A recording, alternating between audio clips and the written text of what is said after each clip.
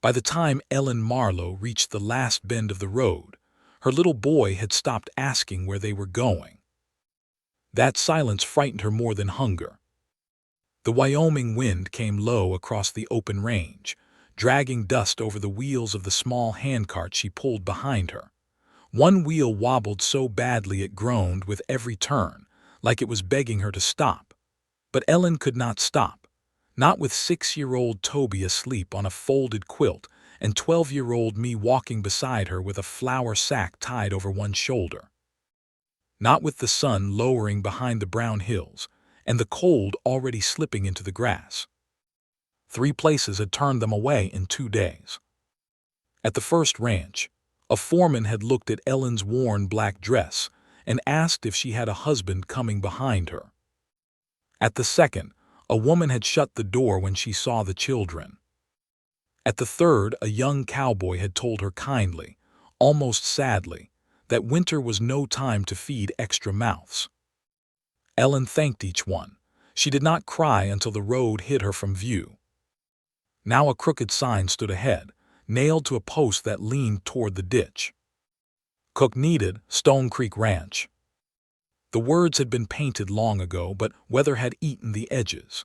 Beyond the sign sat a tired ranch house, wide and low, built from dark logs. A barn sagged behind it. A broken gate tapped in the wind. 2 horses stood near the fence with their heads down, as if even they had grown weary of waiting for better days. Me stopped first. "Mama," she whispered, "there's smoke." Ellen looked toward the chimney. Smoke should have risen clean into the blue evening sky. Instead, it crawled down the roof, slipped along the wall, and spread through the yard in a gray sheet. That was not a cooking fire. That was a house breathing wrong. Ellen set her jaw, tightened both hands on the cart handle, and kept walking. The yard smelled of cold ashes, damp hay, and old wood. Somewhere inside the barn, a horse shifted and blew through its nose. The sound made Toby stir on the quilt. His small hand closed around the cracked tin cup he carried everywhere now, the one that had belonged to his father. Ellen looked at that cup and felt the same old pain press beneath her ribs. "Stay close," she told me. Me nodded. She was too young to look that careful, too young to stand between her brother and the world as if she could fight it off with both hands. Ellen climbed the porch steps and knocked. Once. Twice. On the third knock, the door opened. The man who stood there was older than she expected. He was tall but bent at one shoulder, with gray hair, a weathered face, and eyes that looked as if they had spent years watching storms come and go without moving a muscle. His left hand gripped the doorframe. His right hand hung stiff at his side, the fingers curled but not closed. He looked at Ellen, then at me, then at Toby asleep in the cart. His face hardened. "I asked for a cook," he said. Ellen swallowed. "I am one. I didn't ask for a family. My children go where I go." The old rancher's eyes narrowed. Behind him, smoke drifted through the hallway. He gave a sharp cough, turned his head, and tried to hide it badly. Ellen's gaze moved past his shoulder. She could see the kitchen door standing half open. The ceiling above it had a dark stain. The stove was pushing smoke into the room instead of pulling it out. "You've got a bad draw," she said. The old man frowned. "You came here to ask for work, not inspect my chimney." "I came here to cook," Ellen answered, keeping her voice even. "But nobody can cook proper in a kitchen that's choking itself." For a moment, neither of them spoke. The wind lifted the hem of Ellen's skirt and sent dust across the porch. Toby coughed in his sleep. Me quickly pulled the quilt higher around his shoulders. The old man looked at the children again. Something changed in his expression, but only for a second. Then it was gone. "What's your name?" "Ellen Marlowe." "Widow?" "Yes." "How long?" Ellen looked down at the porch boards, long enough to know hunger by sound. The old man studied her after that. as if he had not expected the answer to land so quietly. "My name is Amos Whitlock," he said at last. "This is Stone Creek. You cook 3 meals a day. You keep the kitchen, pantry, and washroom in order. You take the little room behind the stove. Food comes from the ranch. No wages until spring." Me's face fell. Ellen did not let hers move. "No wages until spring," Amos repeated, "because this ranch has more debts than coins." Ellen looked past him again toward the smoke, "And no changes unless you ask." His eyes sharpened. "I can tell that's coming." "I won't move a chair without asking," Ellen said. "But if your flour is damp, your stove is smoking, or your meat is spoiling, I'll say so." A rough sound left Amos's throat. It might have been a laugh once long ago. "You speak plain." "I've had to." He stepped away from the door, reached to a nail beside the frame, and took down a small iron key. For one strange second, Ellen could not move. A key meant shelter. A key meant a door that could close between her children and the night. A key meant hope, and hope had become dangerous. Amos held it out. "I need a cook," he said. "Your children need a roof, that's all this is." Ellen stared at the key. Then Toby coughed again, thin and tired. She took it. Inside, the house felt warmer than the yard but darker than it should have. The kitchen smelled of smoke, old grease, and cold coffee. 3 bowls hung from pegs on the wall. One was polished smooth from daily use. The other 2 wore dust so thick that Ellen knew no one had touched them in years. Me noticed too. She said nothing. Ellen set her bundle on the table and crossed to the pantry. She did not mean to pry, but a kitchen always told the truth before people did. The flour sack leaned against a damp wall. Potatoes sprouted in a wooden crate. Salt pork hung too low. Beans sat in jars with loose lids. A crock of sourdough starter had gone weak and gray at the edge. Amos stood in the doorway behind her. "You judging my food now?" "No," Ellen said softly. "I'm listening to it." He snorted. "Food doesn't talk." "It does when it's going bad." She lifted the flour sack away from the wall, felt the bottom, and pressed her lips together.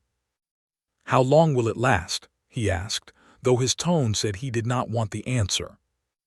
"If left like this, maybe 3 weeks before we start cutting around trouble.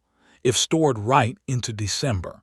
Maybe longer if I stretch things careful." The old rancher's face changed again, slower this time. "December," he said. Ellen looked at him. "Winter doesn't wait for pride, Mr. Whitlock." The words were too bold. She knew at the moment she spoke. Me froze beside the table. Amos stared at Ellen for a long breath. His right hand twitched, as though it wanted to close into a fist and could not. Then he turned away. "Cook supper," he said. "We'll see if your mouth has skill behind it." That evening, Ellen made stew from tough beef, old onions, and potatoes trimmed clean. She baked skillet bread with the last dry flour from the top of the sack. She washed all 3 dusty bowls before setting them out, then found a chipped blue cup for Toby and filled it with watered milk. Amos sat at the head of the table. Me waited until Ellen lifted her spoon before she dared take a bite. Toby ate so fast Ellen had to touch his wrist. "Slow," she whispered, "there's more." At those 2 words the boy looked up. "There's more." He had not heard that in a long time. Amos watched him from under his gray brows. He said nothing, but halfway through the meal he pushed the bread plate closer to the children. When supper ended, Toby fell asleep near the stove, curled on the floor with his father's cup held to his chest. A faded brown coat hung over the back of Amos's chair. After a long moment, the old rancher picked it up. Ellen thought he meant to put it away. Instead, he stepped over and laid it gently across the sleeping boy. Me's eyes filled. Amos saw it and looked toward the window. "It's only a coat," he muttered. But Ellen knew better. Some kindnesses were small, because the heart behind them was afraid to show its size. Later, while cleaning the hearth, Ellen noticed an old wooden spoon hanging alone beside the stove. It was worn smooth at the handle, darker than the others, carefully kept away from daily use. She reached for it without thinking. "Don't!" The word cracked across the kitchen. Ellen stopped at once. Amos stood rigid in the doorway, his face pale beneath the weathered lines. She looked at the spoon again, then gently lowered her hand. "I'm sorry," she said. For a long moment, the only sound was the fire shifting. "It belonged to my wife," Amos said. Ellen nodded, not asking her name, not asking how long she had been gone, not touching the grief that still lived in the room like another person. But as she turned back to the dishes, she noticed something else. The smoke above the stove bent sideways whenever the wind struck the north wall. The house was not only lonely. It was losing its warmth, its food, its breath, and maybe its last chance. And before Ellen slept that night, she stood in the doorway of the little room behind the kitchen and looked at her children curled together beneath borrowed blankets. Me whispered, "Are we staying?" Ellen listened to the wind press against the logs. Then she looked toward the smoky kitchen, the spoiled pantry, the old spoon, and the rancher who had forgotten how to ask for help. "For tonight," she said. But deep in her heart, Ellen already knew winter was coming faster than any of them understood. And Stone Creek Ranch was not ready. Before sunrise, Ellen Marlowe woke to the sound of smoke. Not a crackle, not a pop from the fire. Smoke had its own sound when it was wrong. It made the kitchen cough before any person did. It crept under doors. It pressed low against the ceiling. It turned a quiet house restless. She sat up in the narrow bed behind the kitchen and listened.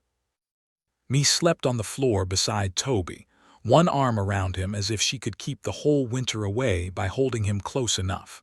The little room was warmer than the road had been, but not by much. The logs near the floor breathed cold air. The blanket over Ellen's feet felt damp at the edge. She rose slowly, careful not to wake the children, and tied her shawl around her shoulders. In the kitchen, a gray layer hung above the stove. The fire had nearly gone out, but the smoke still pushed backward into the room. Ellen opened the outside door a hand's width.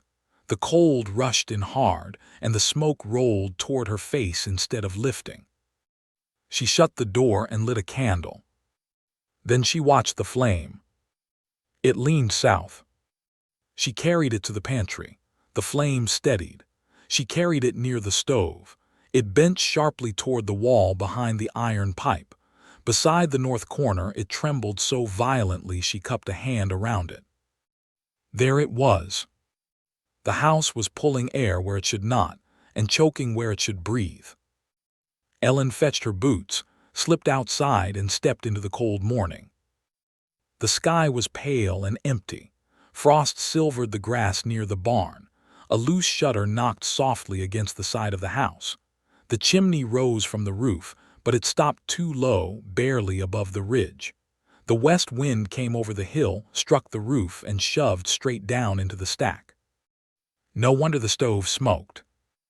She found a ladder leaning near the washroom wall. One side was cracked, and 2 rungs had been repaired with rawhide strips. Ellen tested each rung before setting her weight on it. She had climbed worse. By the time she reached the roof, Amos Whitlock's voice came from below. "Woman, what are you doing up there?" Ellen looked down. He stood in the yard wearing his coat over his nightshirt, gray hair rough from sleep, one hand braced on his bad knee.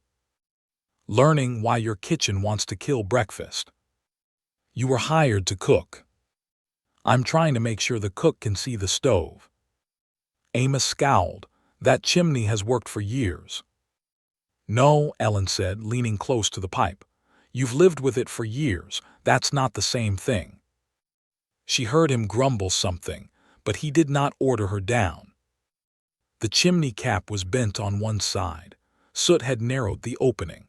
The whole stack needed more height, not much, but enough to get above the wind's shove.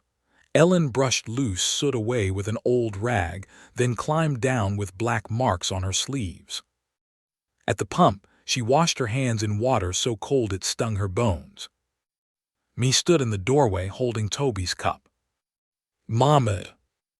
"It's all right," Ellen said. "I'm only arguing with the roof."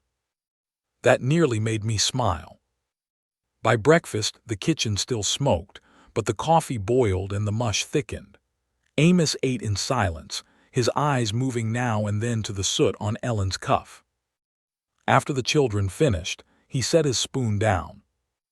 "You know chimneys now." "I know houses that fight the wind," she said. "And what does this one need?" Ellen expected mockery. Instead, his voice had lowered. He sounded tired more than proud. 3 feet of pipe," she said. "A straight cap. The lower air gap behind the stove open but not too wide. If it pulls too hard, you'll burn wood like paper." Amos leaned back. "You speak like a man who built houses." "My husband built cabins when work was thin," Ellen said. "I handed him tools, mixed chinking, carried nails, and listened when he cursed the wind." The room changed after that. Me looked at her mother quickly, then down at the table. Toby rolled the tin cup between both hands. Amos did not ask the dead man's name. For that, Ellen was grateful. Near mid-morning, a wagon creaked into the yard. A broad-shouldered man in a dark hat climbed down, leading a mule team loaded with salt sacks and iron scraps. "Morning, Amos," he called. "You still alive in there, or did that stove smoke you into heaven?" "Not yet," Amos answered from the porch. The man saw Ellen and stopped. His eyes went to the children, then to the ladder, then to the chimney. "Well," he said, "Stone Creek's got company." "This is Mrs. Marlowe," Amos said. "She cooks." The man smiled. "Looks like she climbs too." Ellen wiped her hands on her apron. "I need pipe." Amos gave her a look. The wagon driver laughed. "I like a woman who starts with business. Jonah Reed. Blacksmith when town needs one, freight hauler when it doesn't. What kind of pipe?" Ellen told him. Jonah listened, then walked backward into the yard and studied the chimney. His smile faded into real thought. "She's right," he said. "Wind's dropping down the stack.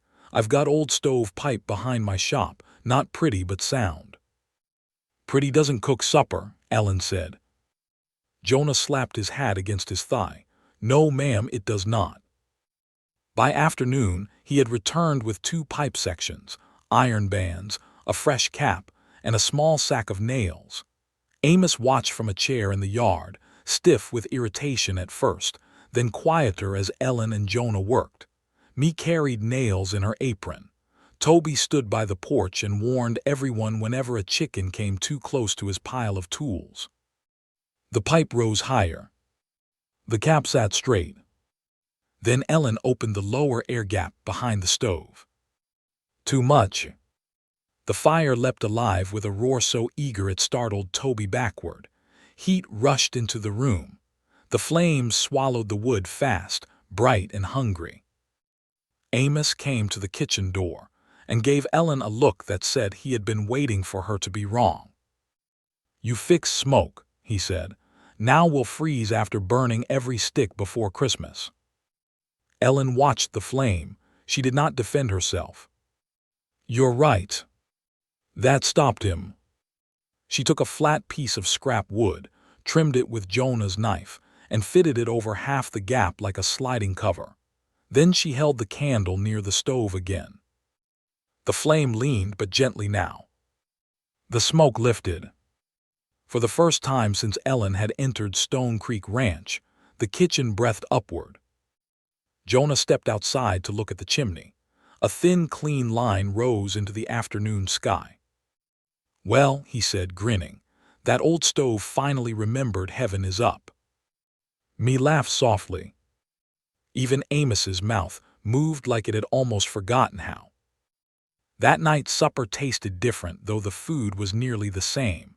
Beans, warmed bread, a little salt pork fried crisp at the edges, but no smoke stung their eyes. No gray film settled over the bowls. Toby stayed awake long enough to finish his cup of milk, then leaned against Amos's old coat by the stove. Ellen noticed Amos had placed the coat there before the boy sat down. Not by accident. After supper, she sorted the pantry again. She moved the flour onto a dry shelf, hung the salt pork higher, tightened jar lids with cloth strips, and set the potatoes apart from the onions. Amos stood in the doorway, watching. "You planning to rebuild the whole ranch one shelf at a time?" Ellen tied off a bean jar. "If that is how it has to be done." He rubbed his stiff hand with his good one. "You think it's that bad?" Ellen could have softened the truth. She almost did. The man had given her children a roof. He had covered Toby with his coat.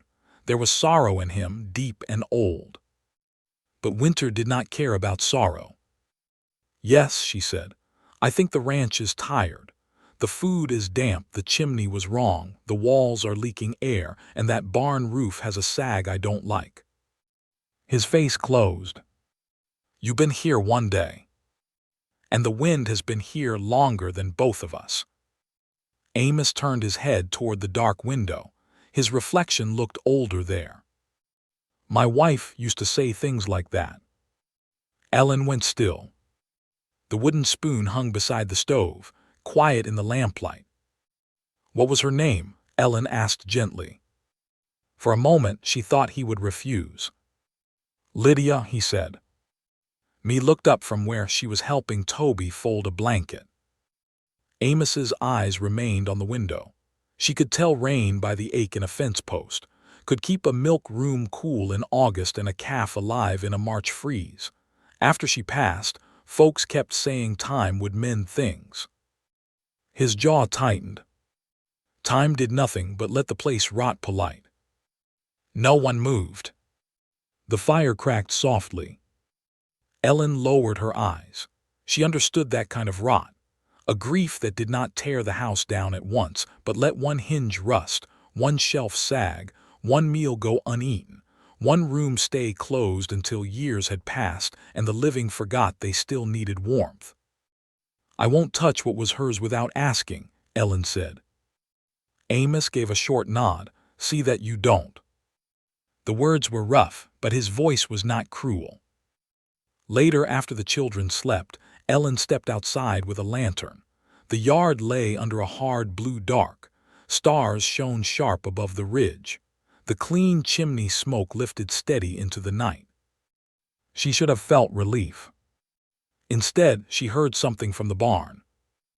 A soft, sweet smell carried on the cold. Hay should smell clean, like summer kept in dry boards. This smell was heavy. Sour underneath. Ellen crossed the yard slowly. At the barn door she lifted the lantern. The top bales looked fine. But at the bottom, near the north wall, the straw darkened where it touched the ground. She crouched and pressed her fingers into the lowest bale. Wet. Not fresh wet, old wet. The kind that spread quietly.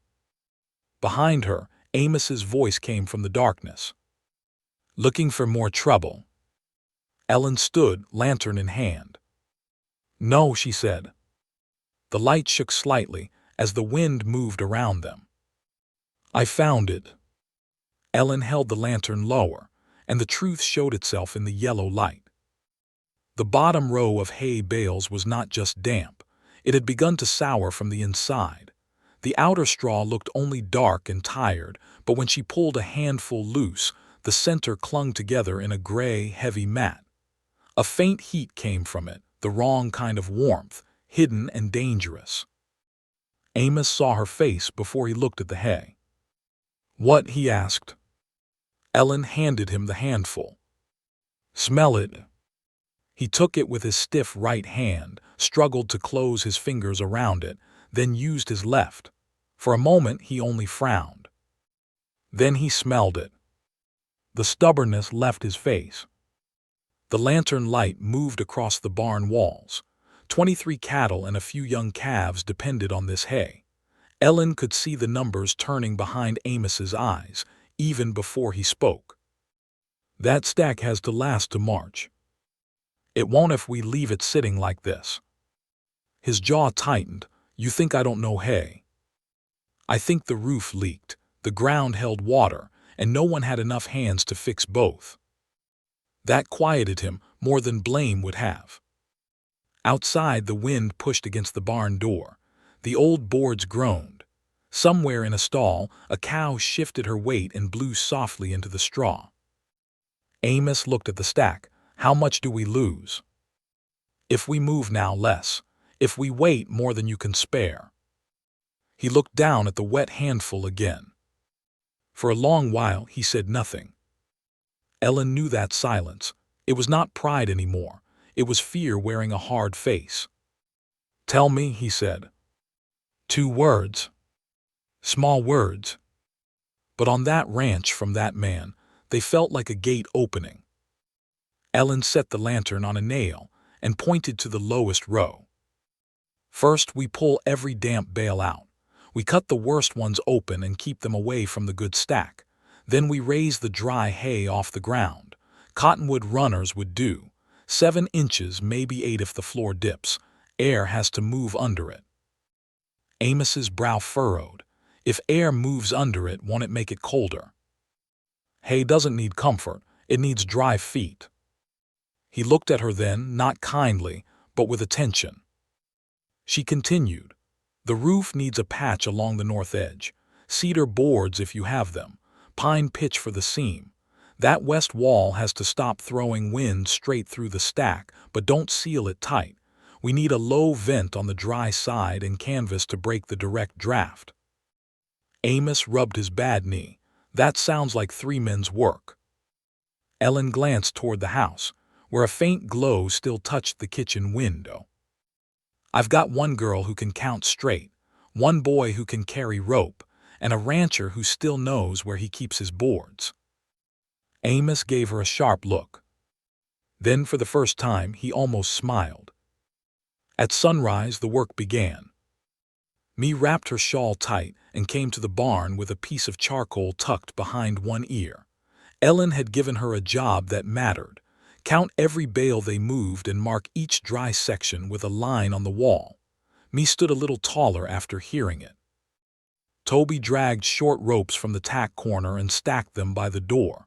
He carried each one with both hands, serious as a banker counting coins. Every time he finished, he looked to Ellen for the next task. Amos hitched the mule team and dragged old cottonwood poles from behind the shed. His bad knee slowed him, and his right hand could not grip well, but he had a way of leaning his whole body into work, as if anger had once taught him balance. Ellen cut the first spoiled bale apart. The center was worse than she hoped. Me covered her nose. Can cows eat that? No, Ellen said, not unless we want them sick. Amos heard it from across the barn. He stopped lifting a pole. The look that crossed his face was not irritation. It was shame, not the loud kind that wanted to defend itself. The quiet kind that stood in a man's chest when he realized something under his care had been failing while he looked away. Ellen saw it and turned back to the bale. She would not make him carry that shame in front of children. By midday, they had pulled the lowest row loose. Ellen's hands burned from twine and rough straw. Me had dust across her cheek. Toby had fallen asleep sitting against a feed sack, a rope still curled in his lap. Amos noticed the boy and reached for his old coat. This time, he did not pretend it was nothing. He crossed the barn, shook straw from the coat, and laid it over Toby's shoulders. Me watched him do it. Thank you, Mr. Whitlock, she said softly. Amos looked uncomfortable. Child was shivering. Yes, sir, me said. But she smiled when he turned away. After noon, Jonah Reed arrived with 2 strips of oiled canvas and a sack of nails, sent for by Amos before breakfast. He stood in the barn doorway and whistled low. "Well now," Jonah said, "that cook has you rearranging the bones of the place." Amos, carrying one end of a runner, shot him a look, either help or admire from the road. Jonah laughed and took hold of the other end. By evening, the dry hay sat raised above the floor on cottonwood runners. A narrow gap showed beneath it, dark and clean. The worst bales lay open outside, away from the barn. The roof patch was rough but tight.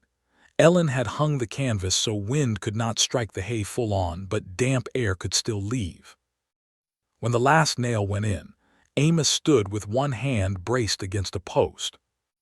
The barn smelled better already. Not perfect, but less trapped. Ellen lifted the lantern and checked the floor beneath the raised stack. Now we wait for rain. Jonah wiped his forehead. Most folks pray against it. Most folks don't need proof.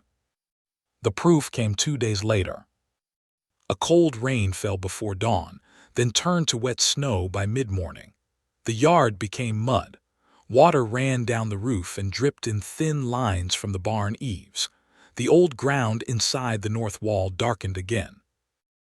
Amos stood near the door with his hat in hand, watching. The spoiled bale they had left on bare earth soaked up moisture like a sponge. Its straw turned dark within an hour. But beneath the raised stack, the air gap stayed open. The good hay remained dry. Me crouched near it, careful not to touch. "It worked," she whispered. Ellen did not celebrate. She checked the seam, checked the canvas, checked the side where the draft came through. Only then did she nod. "It worked today." Amos heard the caution in her voice. "Today. Winter gets more than one vote." He looked out at the snow. "Ain't that the truth?" That evening the kitchen felt different again. The stove drew clean. The pantry shelves stood in better order. The smell of damp hay no longer followed them inside. Ellen made potato soup with bits of salt pork fried crisp and a small pan of bread. There should not have been enough to feel like a feast, but it did. Maybe because everyone had earned it. Maybe because the house no longer seemed to be waiting for failure. Amos broke his bread in half and gave the larger piece to Toby. The boy stared at it. "Go on," Amos said. "I don't need all that." "You sure?" Amos huffed. "I know what size my own hunger is." Toby accepted the bread with both hands. Ellen turned toward the stove so no one would see her eyes. After supper, Me helped wash the bowls. She took extra care with the two that had once been dusty. When she dried them, she did not hang them back on the wall. She placed them on the table beside Amos's bowl. Amos noticed. His gaze moved from the bowls to me. He did not tell her to move them. If this small kindness touched your heart, stay with the story, because Stone Creek Ranch has not yet faced the winter that will test every soul inside it. That night, after the children slept, Ellen stepped into the pantry with the lantern. She was counting beans when she felt a colder pull against her skirt. Not from the outside door. From the hallway. She followed it slowly. At the far end stood a narrow door she had noticed before but never asked about. It was locked. Dust lay thick along the top frame. Cold air slipped hard from beneath it, cutting across the floor like invisible water. Ellen knelt and held the candle near the gap. The flame stretched sideways. Behind her, Amos's voice came low. "Leave that door alone." Ellen did not turn quickly. She only lifted the candle away from the draft. "It's stealing heat from the house." His face was shadowed, but she could hear the pain in his breathing. "That room doesn't need heat." No room stays empty when it takes warmth from the living. The words hung between them. Amos's hand moved toward his vest pocket, then stopped. Ellen saw the shape of a key beneath the cloth. For a moment, she thought he might take it out. Instead, he turned and walked back toward the kitchen. But the next morning, before the fire was lit, and before the children woke, Ellen found the key lying on the table beside Lydia's wooden spoon. The key looked small on the kitchen table, too small for the weight it carried. Ellen stood in the doorway before dawn, her shawl wrapped tight around her shoulders, and stared at it without touching it. The fire had not yet been lit. The house sat in that blue hour before morning, when every sound seemed to belong to someone who was gone. Lydia's wooden spoon hung beside the stove. The key lay directly beneath it. Amos Whitlock sat at the table with both hands around a cold coffee cup. He had not poured coffee. The cup was empty. "Room S at the end of the hall," he said. "I know. You go in because of the draft, nothing else." "Yes." He looked at her then, eyes tired and sharp at once. "Don't turn it into a church service." Ellen nodded. "I won't." Me stirred in the little room behind the kitchen, but did not wake. Toby slept with one foot outside the blanket, his tin cup tucked beneath his arm. Ellen crossed the kitchen slowly and picked up the key. It was colder than the room. Amos rose with effort and followed her down the hall. Neither spoke. The narrow door had not been opened in years. Ellen could tell by the way dust had gathered in the corners, by the tight groan of the hinges, by the smell that came out when the key turned. Not rot, not neglect exactly. Something drier, sadder, closed cloth, old paper, cedar, and memory. The door opened inward. A small room waited in the pale light. It had once been a sewing room. A plain table stood by the window. A chair sat beneath it, pushed in neatly as if someone had only stepped away for a minute. A basket of mending rested on the floor. On the table lay a folded piece of dark wool, a needle still tucked through it. A child's coat, unfinished. Ellen looked at it, then looked away. Amos did not enter at first. He stood at the threshold with one hand on the doorframe, breathing like the room had less air than the smoking kitchen ever had. "She started that coat for a boy from town," he said. "His mother had no money for one. Lydia said Winter didn't ask whether a child could pay." Ellen's fingers tightened around the key. On the far wall hung a hand-drawn map of Stone Creek Ranch. Not a pretty map, but a useful one. Fences, slopes, wind marks, low ground, water line, barn doors, hay shed, and the cabin. In one corner, someone had drawn small arrows showing where snow piled deepest. Below the map sat 3 leather-bound notebooks tied with cloth. Ellen stepped toward them carefully. "May I?" Amos's jaw moved once. She wrote in them every winter. Ellen untied the cloth and opened the top book. The handwriting was firm, slanted, and plain. First hard frost, October 3 west wind after sundown. Kitchen used 7 armloads when north wall cracked. Milk room warmer after lower gap packed. Barn too tight, damp under rafters. Moving air steals when wild, saves when guided. Ellen read that last line twice. Amos watched her. "She always had a way of saying things that made me feel slow," he murmured. "She was not trying to make you feel slow," Ellen said. No, she was trying to leave you a way back." The words left Ellen before she could soften them. Amos turned his face toward the window. Outside, the first light touched the barn roof. Frost shone along the rails. For a long moment he said nothing. Then from the hallway came a small voice. "Mama." Me stood there in her nightdress, hair loose around her shoulders. Her eyes moved past Ellen into the room. She saw the sewing table, the map, the notebooks, the unfinished coat. "I'm sorry," Me whispered. "I didn't mean to look." Amos turned quickly. Ellen thought he would send her away. Instead, his eyes fell to Me's hands. The girl had brought his work glove, the one with the torn thumb. She had taken it from a chair the night before, meaning to mend it when she found thread. It hung now from her fingers like evidence. Me's face flushed. "I was only going to fix it, I didn't steal it." Amos stared at the glove, then at the sewing basket. The room held its breath. At last he bent slowly, lifted the old basket, and set it on the hallway floor between them. "There's thread in there," he said. "Use the dark one. White thread on a work glove looks foolish." Me blinked, then nodded solemnly. "Yes, sir." Ellen saw it then. Not healing. Not yet. Healing was too large a word for one morning, but a locked door had opened. A child had been allowed to touch thread that belonged to grief. A dead woman's room had given something useful back to the living. That mattered. After breakfast, Ellen carried Lydia's winter notebooks to the kitchen table. She did not treat them like orders. She read them beside her own notes, comparing what Lydia had seen years ago with what the ranch was showing now.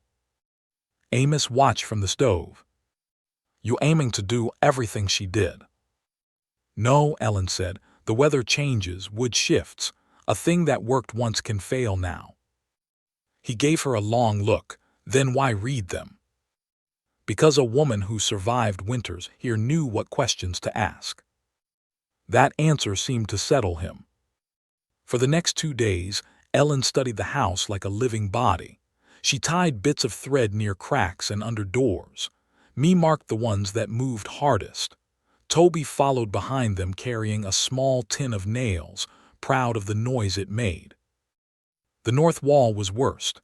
Cold air slipped low between the logs, then pulled warmth toward Lydia's room and out through a loose window frame. Ellen mixed chinking in a wooden trough outside. Clay, river sand, ash, chopped horsehair, and a little straw cut fine. Her first batch spread smooth and pretty. Too pretty, she realized later. By afternoon, the house already held warmth longer. The threads near the lower wall barely moved. Amos stood in the kitchen without coughing and looked as if he wanted to believe in something but feared being made a fool. "Maybe that'll do," he said. "Maybe." That night the temperature dropped hard. By morning, frost silvered the inside edge of the window.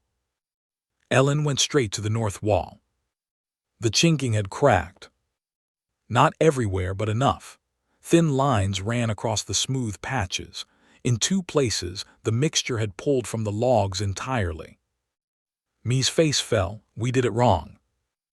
Ellen pressed her thumb into one crack seam. "I did." Amos stood behind them, silent. Ellen expected him to complain about wasted time. She almost wished he would. Anger was easier than disappointment. But he only asked why. Too much clay. It dried hard, but the logs moved in the cold. The wall bent. The chinking refused. Toby looked confused. The wall moved.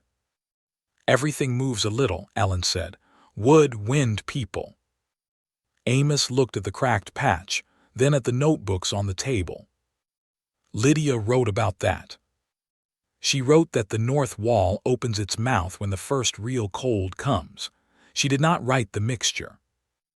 A faint sadness crossed his face. No, she always kept that in her hands. Ellen nodded. "Then we learn it again." So they pulled out the cracked sections and started over. This time Ellen used less clay, more sand, more ash, and a heavier handful of chopped horsehair. She pressed it deeper between the logs, not just across the face. Me followed with charcoal marks. Toby brought small cups of water.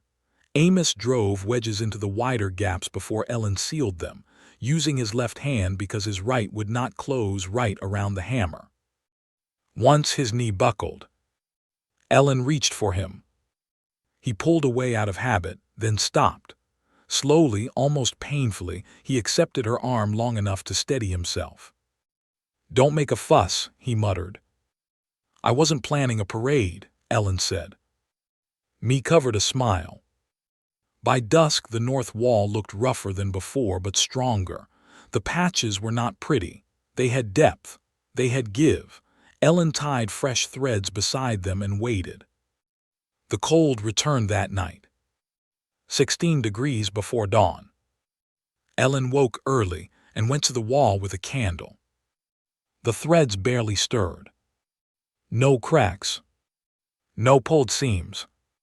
She ran her thumbnail along every edge, testing each place where the cold had beaten them before. Still whole. Behind her, Amos spoke quietly from the doorway. Held. For now. He nodded once, then stepped back. After breakfast, without being asked, he hitched the team and drove out toward the riverbed. He returned near noon with 2 loads of clean sand and a sack of ash from Jonah Reed's forge. Ellen watched him unload it. You brought more than we need today. Amos set the sack down beside the trough. Winter's got more than 1 day. She looked at him then. He was still proud, still guarded, still half made of old sorrow, but something in him had shifted. He had started preparing instead of enduring. That afternoon, while Ellen checked the wall by the washroom, Me came running from the yard. Mama, Mr. Whitlock says I can write the numbers on the board. Ellen followed her to the kitchen. A slate board hung beside the pantry door, so old it had nearly gone gray. Amos stood by it with a piece of chalk in his hand. Firewood used, he said. Kitchen warmth before sunrise, wind direction, any frost inside. If she's old enough to count bread, she's old enough to count winter. Me took the chalk like it was a medal. She printed carefully. Firewood 5 armloads. Kitchen warmer. Wind northwest. No smoke. Amos watched every letter. Then he said, write your name at the bottom. Me turned why. So we know who kept the record. The girl looked at her mother. Ellen felt her throat tighten. Me wrote her name. Not as a guest. Not as a burden. As someone whose work belonged to the ranch. That evening, Ellen found Toby beside the stove, polishing his father's dented tin cup with a corner of Amos's old coat. The boy looked up quickly. I didn't hurt it. Amos, sitting near the fire, glanced over. Cup or coat? Either one, Toby said. Amos leaned back. A coat that can't stand a little polishing ain't worth hanging on to. Toby smiled and went back to work. For the first time since arriving, Ellen did not look toward the little room and wonder how quickly she could pack. But peace on a ranch was often just the quiet before the next rider came over the hill. 3 days later, a man appeared at the gate on a fine bay horse. His coat was clean, his gloves were new, his boots had more shine than dust.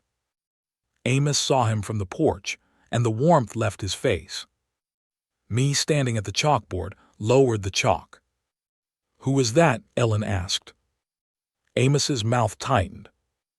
My nephew, he said, Silas Whitlock. The rider looked over the taller chimney, the patched wall, the children's clothes drying by the kitchen, and Ellen standing near the open door. Then he smiled in a way that held no kindness at all. Well, Uncle, Silas called, looks like your cook has made herself comfortable. Silas Whitlock rode into Stone Creek, as if he already owned the dust beneath his horse. He did not tie the bay at the rail. He let the reins fall, confident the animal would stand. Then he stepped down slowly, brushing one clean glove against the front of his coat, though there was nothing on it. Ellen noticed those small things. A man who worked a ranch never trusted a horse to stand forever without tying it. A man who needed to prove his hands were clean usually had not used them for much that mattered. Amos stayed on the porch. He did not greet his nephew with warmth, and Silas did not seem to expect any.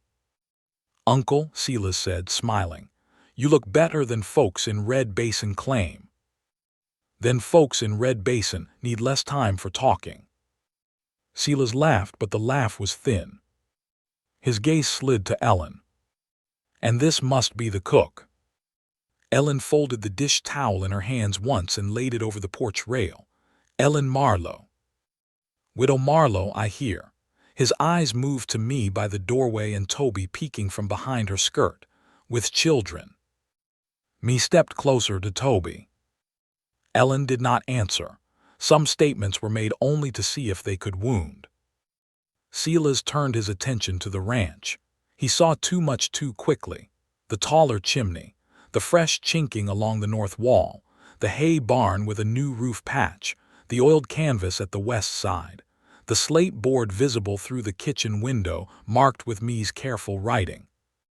His smile stayed, but his eyes sharpened. "You've been busy." "Winter's coming," Amos said. "Winter comes every year. And every year fools act surprised." Silas's jaw tightened just enough. Ellen could feel the old anger between them. It had roots deeper than this visit. Silas climbed the porch steps without being invited. "I came because people are talking." "People always talk when they ain't the ones fixing a barn. They're saying you've let a stranger into Lydia's room." The porch went still. Ellen saw Amos's hand close against the chair back. His bad hand tried and failed to make a fist. Silas noticed too. He enjoyed it. "They're saying she has the children working the place," Silas continued. "They're saying she's making changes like she has a claim here." Ellen held her silence. It was not fear that kept her quiet. It was wisdom. Men like Silas were not looking for truth. They were fishing for anger they could use later. Amos took one slow step forward. "This ranch is mine while I breathe." "Of course," Silas said gently, too gently. "But you are old. Your knee is worse. Your hand is worse. And if you fill this house with strangers before winter, folks may wonder who's guiding your judgment." Ellen felt me shift behind her. The words were not only cruel, they were planned. Amos's face darkened. "Say plain what you rode here to say." Silas reached inside his coat and pulled out a folded paper. He did not open it yet. "Gideon Hart still wants to buy the east pastures and the water rights. I can arrange it clean. You move into town before the snow closes the roads. I see that you're cared for. No hard winter. No worry. No widow and her children eating what you can't spare." Toby's small fingers curled into Ellen's skirt. Amos stared at the paper. "Gideon wants Black Creek water because his wells go shallow every dry summer." Silas shrugged. "Land changes hands. Better that than losing everything when the first storm proves these little patches don't matter." Ellen looked toward the hay barn. Little patches, that was what Silas saw. A raised floor, a patched roof, a clean chimney, a sealed wall. Small things, not worth respect. But Ellen had learned the hard way that families survived on small things. One dry blanket.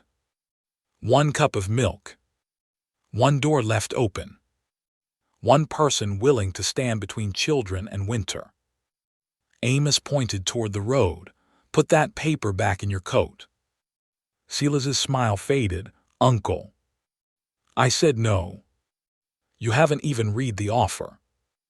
"I read Gideon's offer 2 years ago when he tried to call mud pasture and water trouble. I know the shape of a cheat without tracing every line."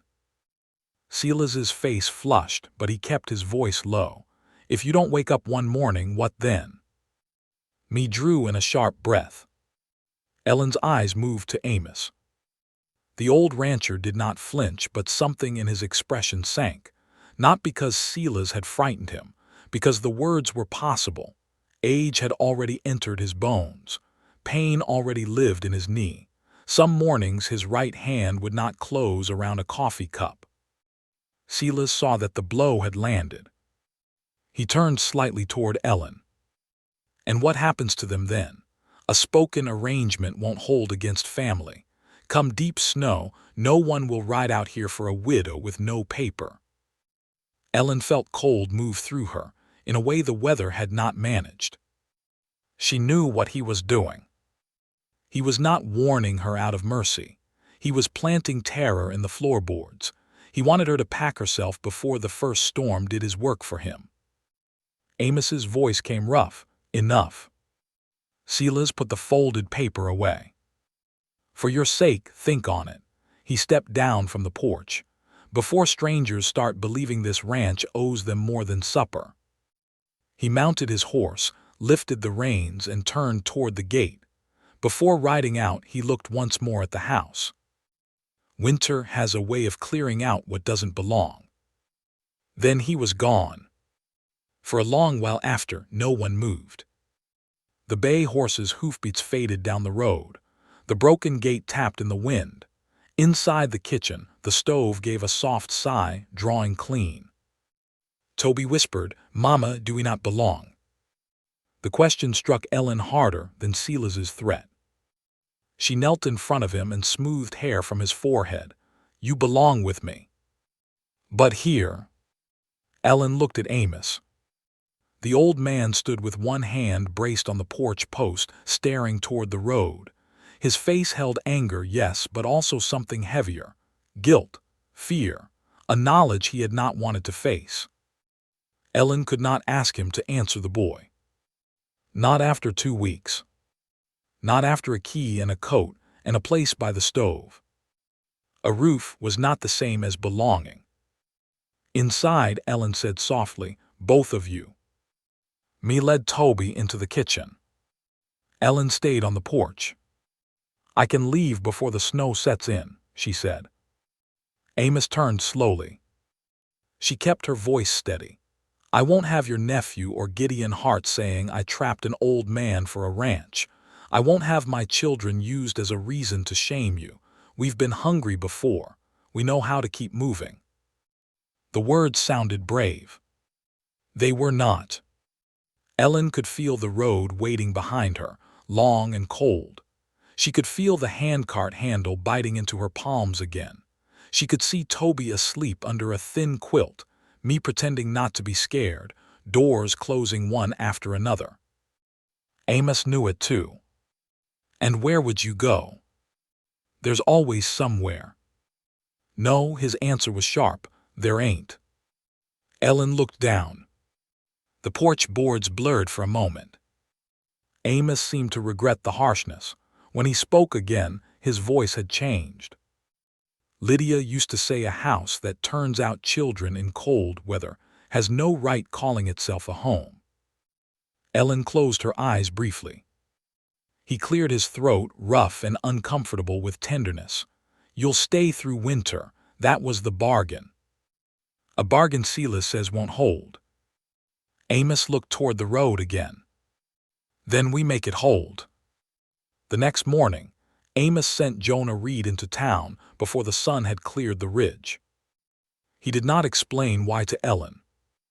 All day she worked with a strange tightness in her chest. She baked bread, counted beans, checked the chinking, and helped me copy the morning numbers onto the slate board. But every sound from the road made her look up. Near noon, Jonah returned with 2 men. One was Dr. Samuel Pike, who had treated Amos's knee after a horse threw him years ago. The other was a thin man in a dark coat with spectacles and a leather satchel. His name was Walter Briggs, the part-time notary in Red Basin. Ellen saw the satchel and went still. Amos had them sit at the kitchen table. Me and Toby stood in the little room doorway, watching. "What is this?" Ellen asked. Amos did not answer at once. He took a folded paper from inside his vest, older and rougher than Silas's fine offer. Walter Briggs opened his satchel, laid out ink, and adjusted his spectacles. Dr. Pike looked at Ellen kindly. "Mrs. Marlowe, Mr. Whitlock asked us here as witnesses." "To what?" Amos pushed the paper toward her. "To a winter agreement." Ellen did not touch it. Walter cleared his throat and read aloud. The words were plain but heavy. Ellen Marlowe and her 2 children would have the right to remain at Stone Creek Ranch until the spring thaw. No relative, buyer, creditor, or neighbor could remove them during winter. If Amos Whitlock became too ill to manage the ranch, Ellen would oversee the kitchen, stores, water, hay, livestock care, and winter records until he recovered or until proper legal settlement. Food and shelter would remain part of her hire. Any unpaid wages would be counted in calves or coin at spring market. Ellen stared at the paper. It did not give her land. It did not make false promises. It did not insult Amos by pretending he was already gone. It simply placed a wall between her children and the snow. Her hand trembled. "I didn't ask for this," she said. "I know," Amos answered. Walter looked at Amos over his spectacles. "You understand what you're signing." "I understand." "Has she asked for ownership?" "No." "Has she threatened to leave unless you promised money?" "She offered to leave so I wouldn't have trouble." Dr. Pike nodded. "His mind is sound." Ellen sat slowly. The chair creaked beneath her. She read the paper herself, sounding out the legal words she did not know. Me came near and stood beside her shoulder, silent but close. Toby climbed onto the bench and leaned against her arm. At the bottom, Walter pointed to the line. Ellen dipped the pen. For a moment she could not write. Her name had never looked powerful before. It had signed laundry work, church charity lists, a burial notice, a receipt for flour bought on credit. Now it stood for shelter, for winter, for 2 children sleeping without boots beside the bed. She signed, "Ellen Marlowe."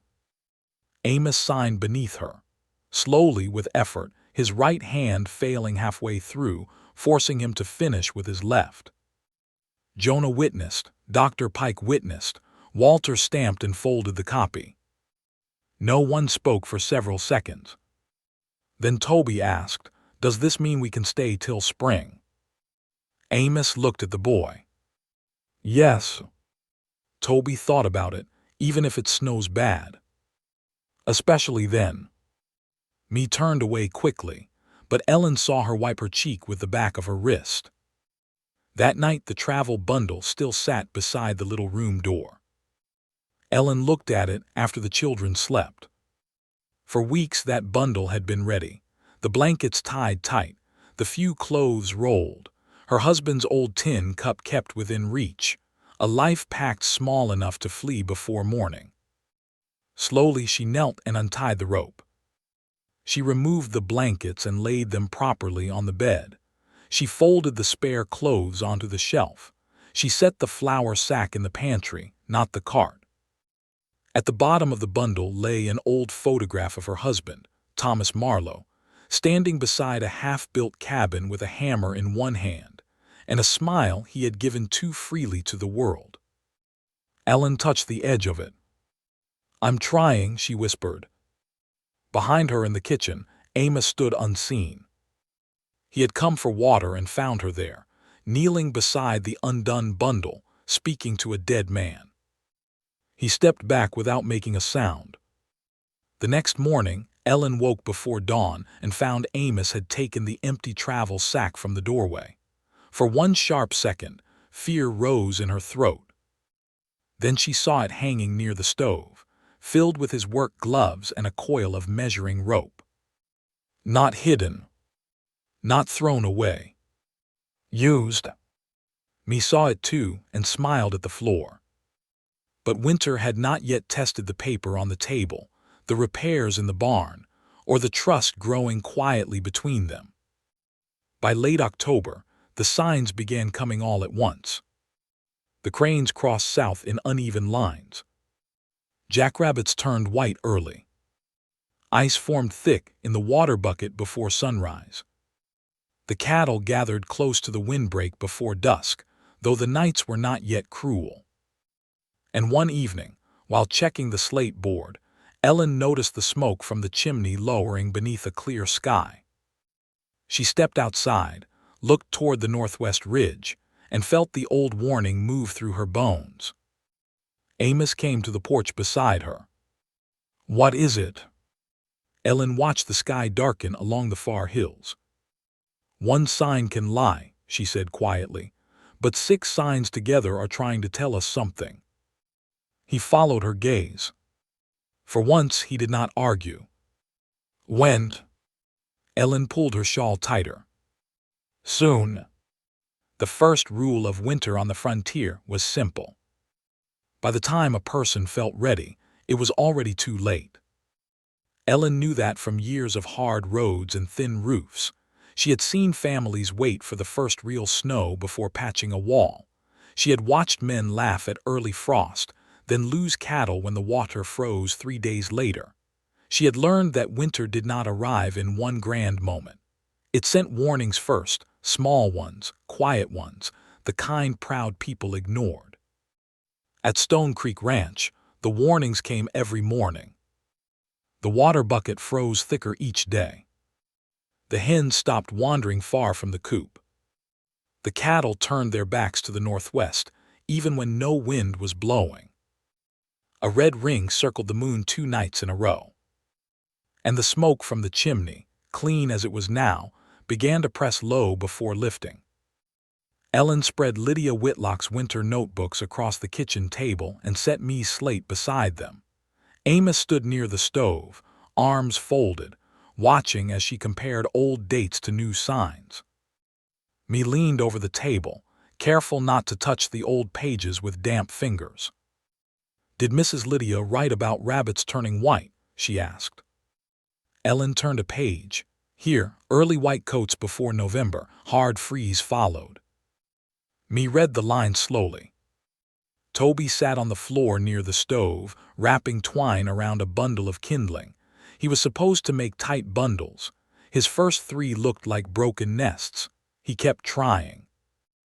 Amos looked from the notebooks to the window. "Could be nothing." "It could," Ellen said. He waited, knowing there was more. She tapped Me's slate. "But we have ice in the bucket, birds gone early, cattle changing their habits, low smoke, a falling glass at Dr. Pike's office and frost along the wall pipe. One sign can be wrong. 6 signs together are not gossip." Amos did not answer right away. In the old days, Ellen thought, he might have dismissed her. He might have said he had seen more winters than she had years. He might have told her to mind the stove. But he only turned toward the yard. "What do we fix first?" Me looked up surprised. Ellen felt the question settle in her chest. It was the first time Amos had said "we" before a plan. "The water," she said. The trough line ran from the cistern near the east slope to the cattle yard, then into the house. Ellen had noticed frost where the pipe entered the wall. The exposed section lay too shallow under the dirt, barely deep enough for October, nowhere near safe for a true Wyoming freeze. Jonah Reed came that afternoon with a spade, 2 iron sleeves, and a face that said he had already been told this job would not be easy. "Mrs. Marlowe," he said, looking down at the ground where Ellen had marked a line with ash, "you mean to dig this whole stretch?" "Only the stretch that wants to freeze." "That stretch looks long." "Then we best start before it grows longer." Jonah laughed and pushed his hat back. "Amos, I believe your cook has declared war on dirt." Amos took a shovel from the wagon. Dirt had it coming. They dug until the light leaned gold across the yard. Amos could not work long without resting his knee, but he worked anyway. Jonah cut through the harder ground. Ellen cleared loose soil and measured the fall with a string line and a small level Thomas had once made from glass and wood. Me wrote numbers on the slate. 4 feet deep at the north bend. 1 inch of fall every 12 feet. Dry wool at the wall joint. Wooden box around the pipe. Cloth wrap over wool. Toby carried small stones away one by one, placing them in a pile he called his mountain. At one point, Sela's Whitlock rode past the far fence but did not come in. He slowed long enough to look at the trench, the tools, and Ellen standing with mud on the hem of her dress. Then he rode on toward Gideon Hart's place. Amos saw him. So did Ellen. Neither spoke of it. By evening, the line was deeper, wrapped, and protected where it entered the wall. Ellen built a simple drain-back valve from parts Jonah brought. If the worst cold came, They could shut the line and let standing water run back toward the cistern instead of freezing inside the pipe. Then came the trough cover. Ellen's first version was a mistake. She made it from thick pine boards, strong and close-fitted, with a narrow open strip for the cattle to drink. It looked sensible in the fading light. It looked like something that could hold back ice. The next morning, a young calf pushed against it with his nose and nothing moved. Toby crouched beside the trough, frowning. He can't drink. Ellen stared at the cover. She had made it too heavy. Amos stood behind her. Want me to say nothing? No, Ellen said. It's too heavy. Yes. He nodded once. There, I said it. Me bit her lip to keep from smiling. Ellen pulled the cover apart and started again. This time she used hollow cottonwood slats, lighter pieces, spaced enough to float and shift. Jonah helped shape the ends. Me rubbed the slats with a little tallow to slow ice. Toby tested one piece in a bucket and announced, with great importance, that wood could swim. 2 nights later, the frost came hard. At dawn, ice had formed over the open strip of water, but beneath the floating cover, the trough still moved. The calf pushed the slats aside and drank. Amos watched from the fence. His breath clouded in the air. You fixed what you broke, he said. Ellen rubbed her cold hands together. That is most of life. He looked at her then with something softer than approval. Inside the kitchen, Me wrote the result on the slate. Trough open under cover. Pipe no frost ring. Firewood 5 armloads. Kitchen before dawn, 47 degrees. Toby stood on a chair and drew a crooked cow beside the words. Ellen nearly told him to stop, then saw Amos looking at the drawing. The old rancher leaned closer. That cow looks like a mule with horns. Toby grinned. It's Brindle. Brindle will take offense. She can't read. Amos gave a sound that surprised everyone. A laugh. Not large, not long, but real enough that Me looked at her mother with wide eyes. Ellen smiled down at the dishwater. The house held that little laugh for the rest of the morning. But the cattle barn still waited. Its main door faced the northwest, and even a moderate wind sent cold air sweeping low over the bedding. The lower cracks needed sealing, but the upper vents under the roofline mattered too. Lydia's notebook had warned about it in 3 different winters. Barn warm but wet. Rafters crying after vents blocked. Cold air hurts less than trapped damp. Ellen studied the barn with Amos at her side. The lower gaps must be sealed, she said, but not the upper vents. Amos stiffened. Those vents let cold in. They let damp out. I lost 2 calves in a freeze with air coming through that roofline. Ellen turned to him. His voice had gone flat, which meant the memory behind it was not. When? 9 years ago. She waited. He looked toward the far stall. Lydia had been gone a year. I thought I could manage fine. A storm came in March. I sealed everything I could find, put sacks in the vents, packed rags under the boards. It felt warmer that night. His throat moved. Morning came. Bedding was wet. 1 calf already gone, the other followed by noon. Ellen did not answer quickly. The barn seemed quieter around them. I'm sorry, she said. Amos shook his head once, rough and small. Sorry does not bring calves back. No, she said, but truth can save the next ones. He looked at her, almost angry because he wanted her to be wrong. Still, he let her build. They made an angled windbreak inside the main doorway using old boards and woven willow. It turned the low draft before it could sweep across the cattle. Ellen sealed the lower cracks with a rougher mix than the cabin wall, leaving room for the logs to move. Then she built slanted baffles under the upper vents, shaped to keep blowing snow out while letting damp air rise and escape. That evening the barn felt better. Not warm exactly, but calmer, less biting at the floor. Amos walked the length of it without speaking. Ellen hoped that meant he understood. But grief has its own habits. Near midnight, Ellen woke to Toby coughing in his sleep. She rose to check the stove, then noticed Amos's chair was empty. A strange unease moved through her. She wrapped her shawl and went to the barn. The lantern inside was burning. Amos stood on a crate beneath the upper vents, stuffing old feed sacks behind the new baffles. Ellen stopped at the door. "Amos." He froze. For a moment, he looked like a boy caught stealing apples, not an old rancher with winter in his bones. "I can't lose more calves," he said. The words came low and raw. Ellen stepped inside, careful with her voice. "I know." "You don't." "No," she admitted, "not yours." He looked at the sacks. It felt safer sealed. That is the trick of it. Some wrong things feel safe at first. He did not move. Ellen did not pull the sacks down, not yet. She walked to the nearest cow and touched the bedding, dry for now.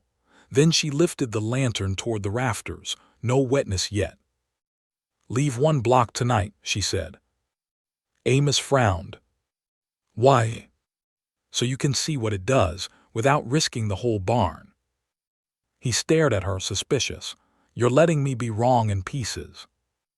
"I'm letting the barn answer." By morning, the blocked section had begun to sweat. A thin line of moisture clung to the rafter above it. Beneath that place, the bedding felt cool and damp to the touch. The open vents stayed dry. Amos stood below the wet rafter with his hat in his hand. Ellen said nothing. She did not need to. After a long while, he climbed the crate and pulled the sack free himself. The damp air rose and moved out through the vent. "I blocked it," he said. Ellen nodded. "You opened it too." That afternoon, Dr. Pike stopped on his way back from Red Basin to look at Amos's knee. He also checked 2 coughing cows and shook his head at the damp section. "Moisture weakens lungs faster than cold," the doctor said. "Cold makes them shiver, damp settles in." Amos listened without arguing. After the doctor left, he stood beside the open vent for a long time. Then he turned to Ellen. "What next?" The words were simple, but they changed the ranch. From that day on, when Amos spoke to Jonah, to me, or even to himself, he no longer said "the cook thinks" or "the widow says." He said "Ellen." Ellen says the wind is wrong here. Ellen wants the trough checked.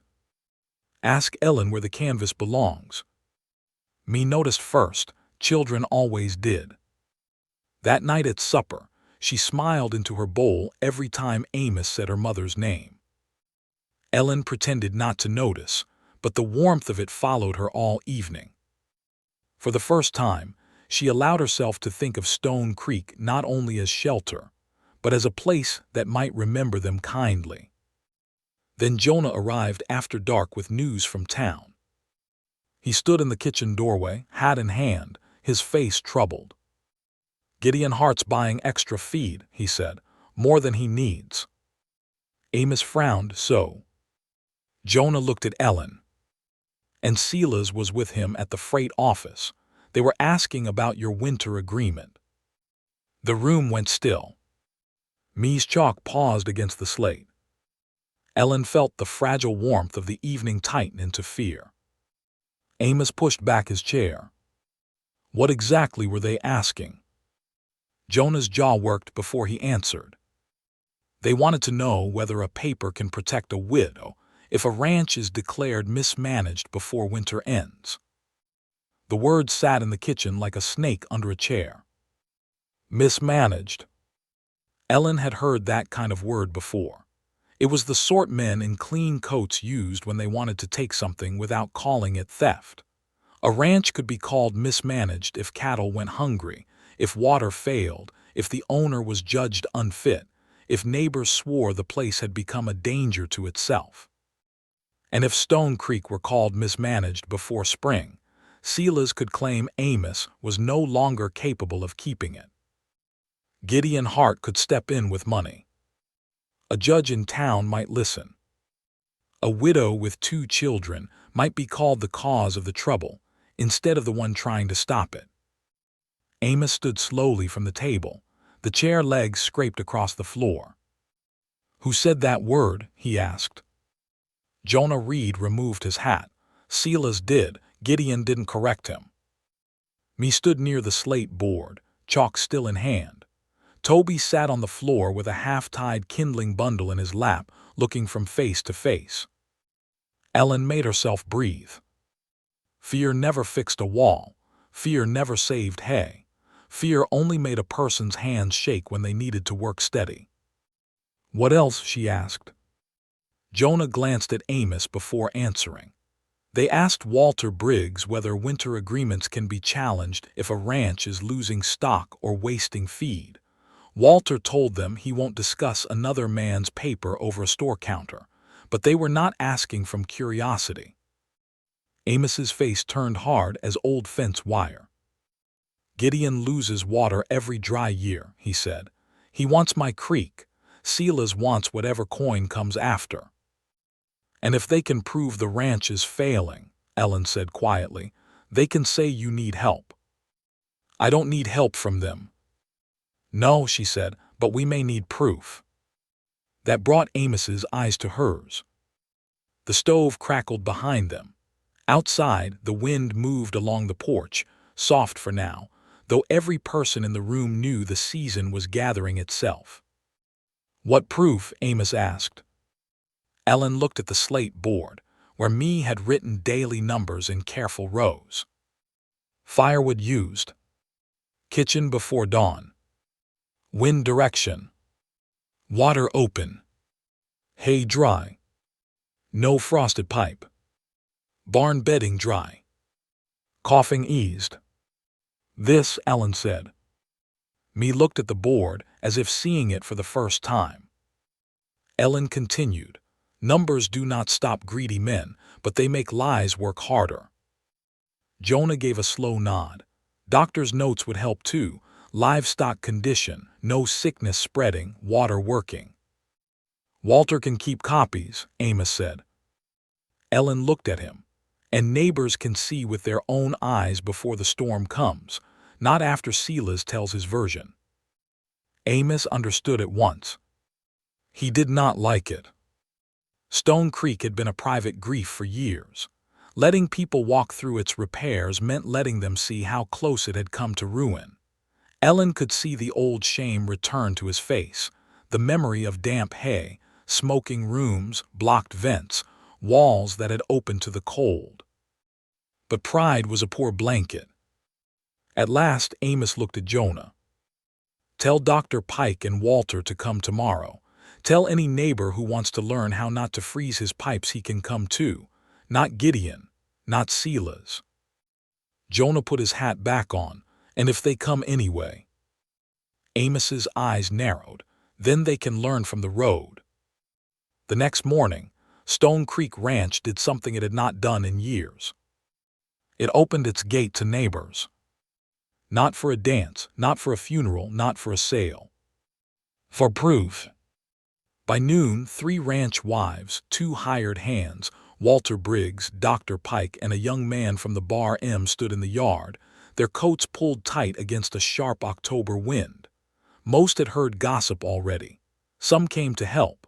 Some came because curiosity can ride faster than kindness. Ellen knew the difference, but she welcomed them all the same. Amos stood beside her, stiff-backed, his bad knee braced beneath him. Me held the slate board. Toby stood near the steps with his tin cup, watching the visitors as if each one might be asked to explain themselves.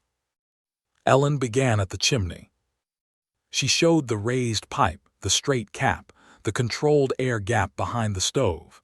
She lit a candle near the stove and let everyone see the flame lean gently, not wildly. No smoke rolled into the kitchen. One of the ranch wives, Mrs. Bellamy, looked at Amos. Your house used to smell of smoke clear from the yard.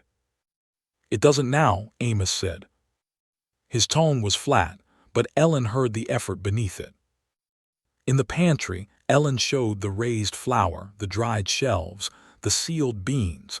The salt pork moved away from damp walls. She did not pretend the ranch was rich. She showed exactly what they had and how long it could last if handled carefully. At the north wall, she showed the rough chinking. It isn't pretty, one hired hand said. No, Ellen answered. Pretty cracked the first cold night this held. The man touched the wall, then nodded. At the hay barn, they smelled the difference between the spoiled bale left outside and the dry stack raised on cottonwood runners. Ellen pointed out the air gap, the roof patch, the canvas breaking the direct draft. Dr. Pike wrote in his notebook. Walter Briggs watched him write. Then came the water line. Jonah explained the deeper trench and the drain-back valve, giving Ellen credit so plainly she felt uncomfortable. The ranchers leaned closer at that. Water interested men more than walls. Frozen water had humbled every one of them at least once. When Ellen showed the floating trough cover, the young man from the bar laughed. Looks too light to matter. Before Ellen could answer, Toby stepped forward. It matters because cows can move it, he said. A few people smiled. The boy frowned at them. If it's too heavy, it don't work. We already made that mistake. Amos looked down at him with something close to pride. The last stop was the cattle barn. Ellen showed the sealed lower cracks, the angled windbreak inside the door, and the upper vents with slanted baffles. Amos spoke then. I blocked one of those vents myself, he said. Every face turned toward him. Ellen's heart tightened. She had not asked him to tell that.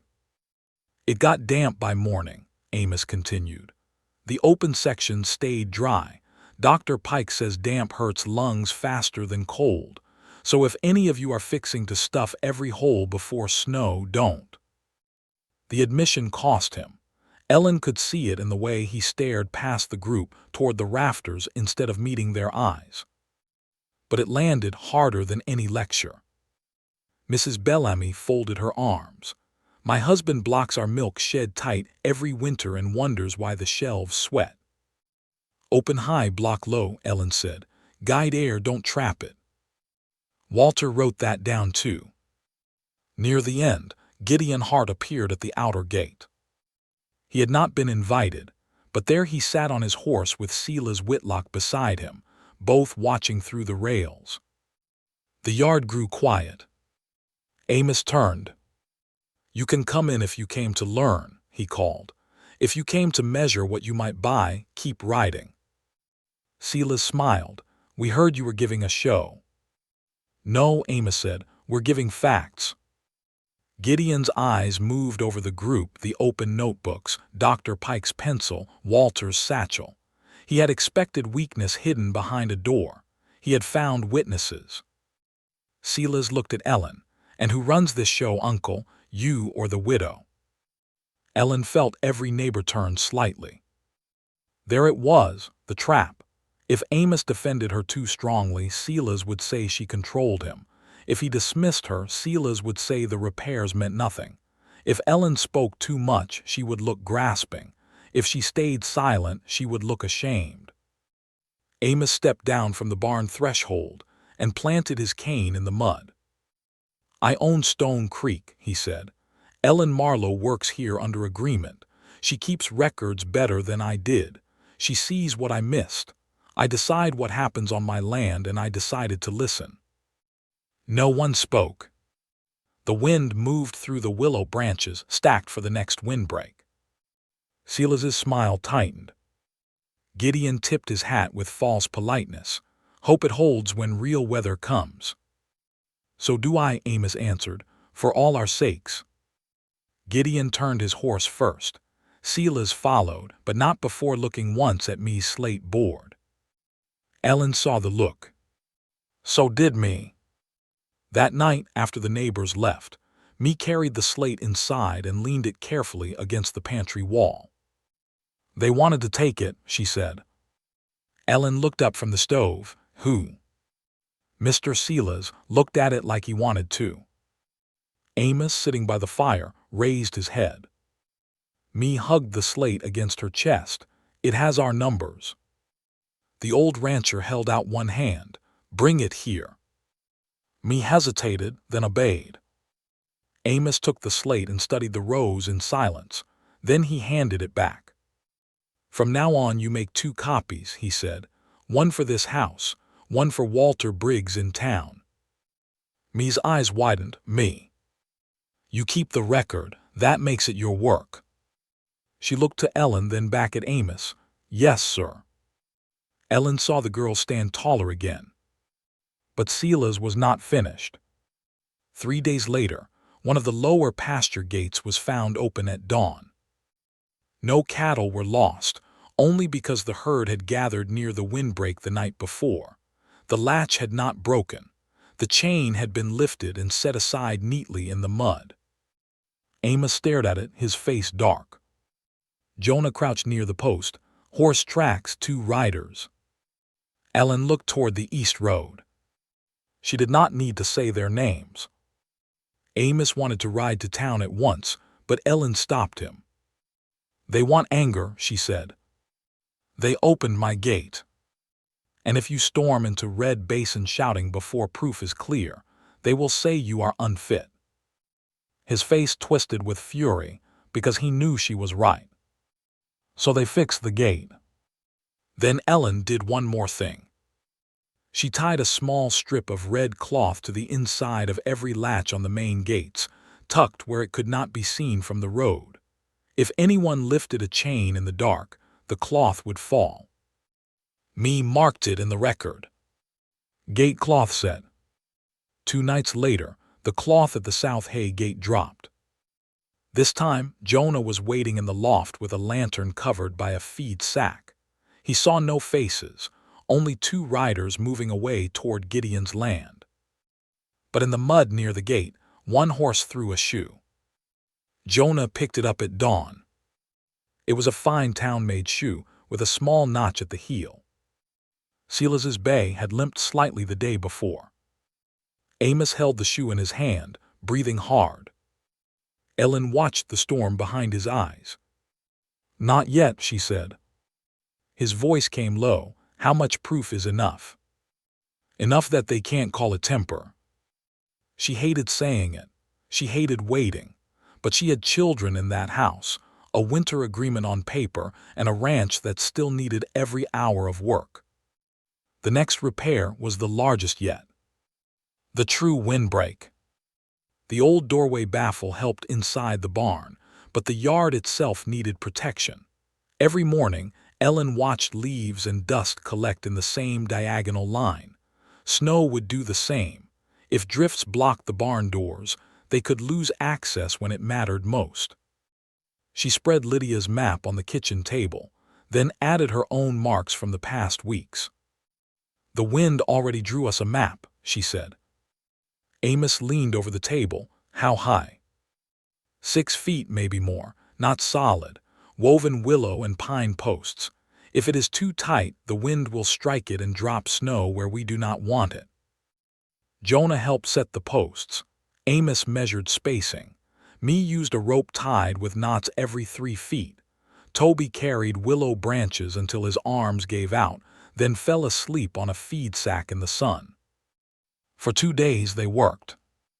The windbreak rose in an L shape, rough but strong, standing between the northwest ridge and the barnyard. Ellen wove the willow with care, leaving small openings for the wind to pass through without charging straight into the doors. Then near the hay shed, she made the same old mistake pride makes when tired. She wove one section too tight.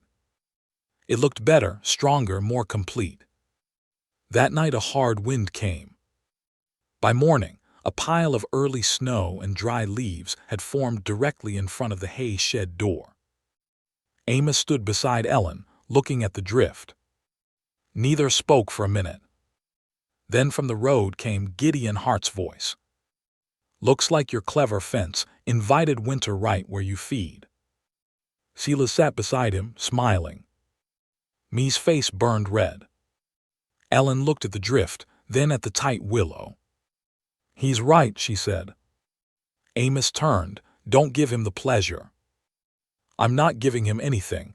I'm taking the lesson. She pulled a knife from her apron pocket and began cutting out nearly a quarter of the willow in that section. Jonah joined her.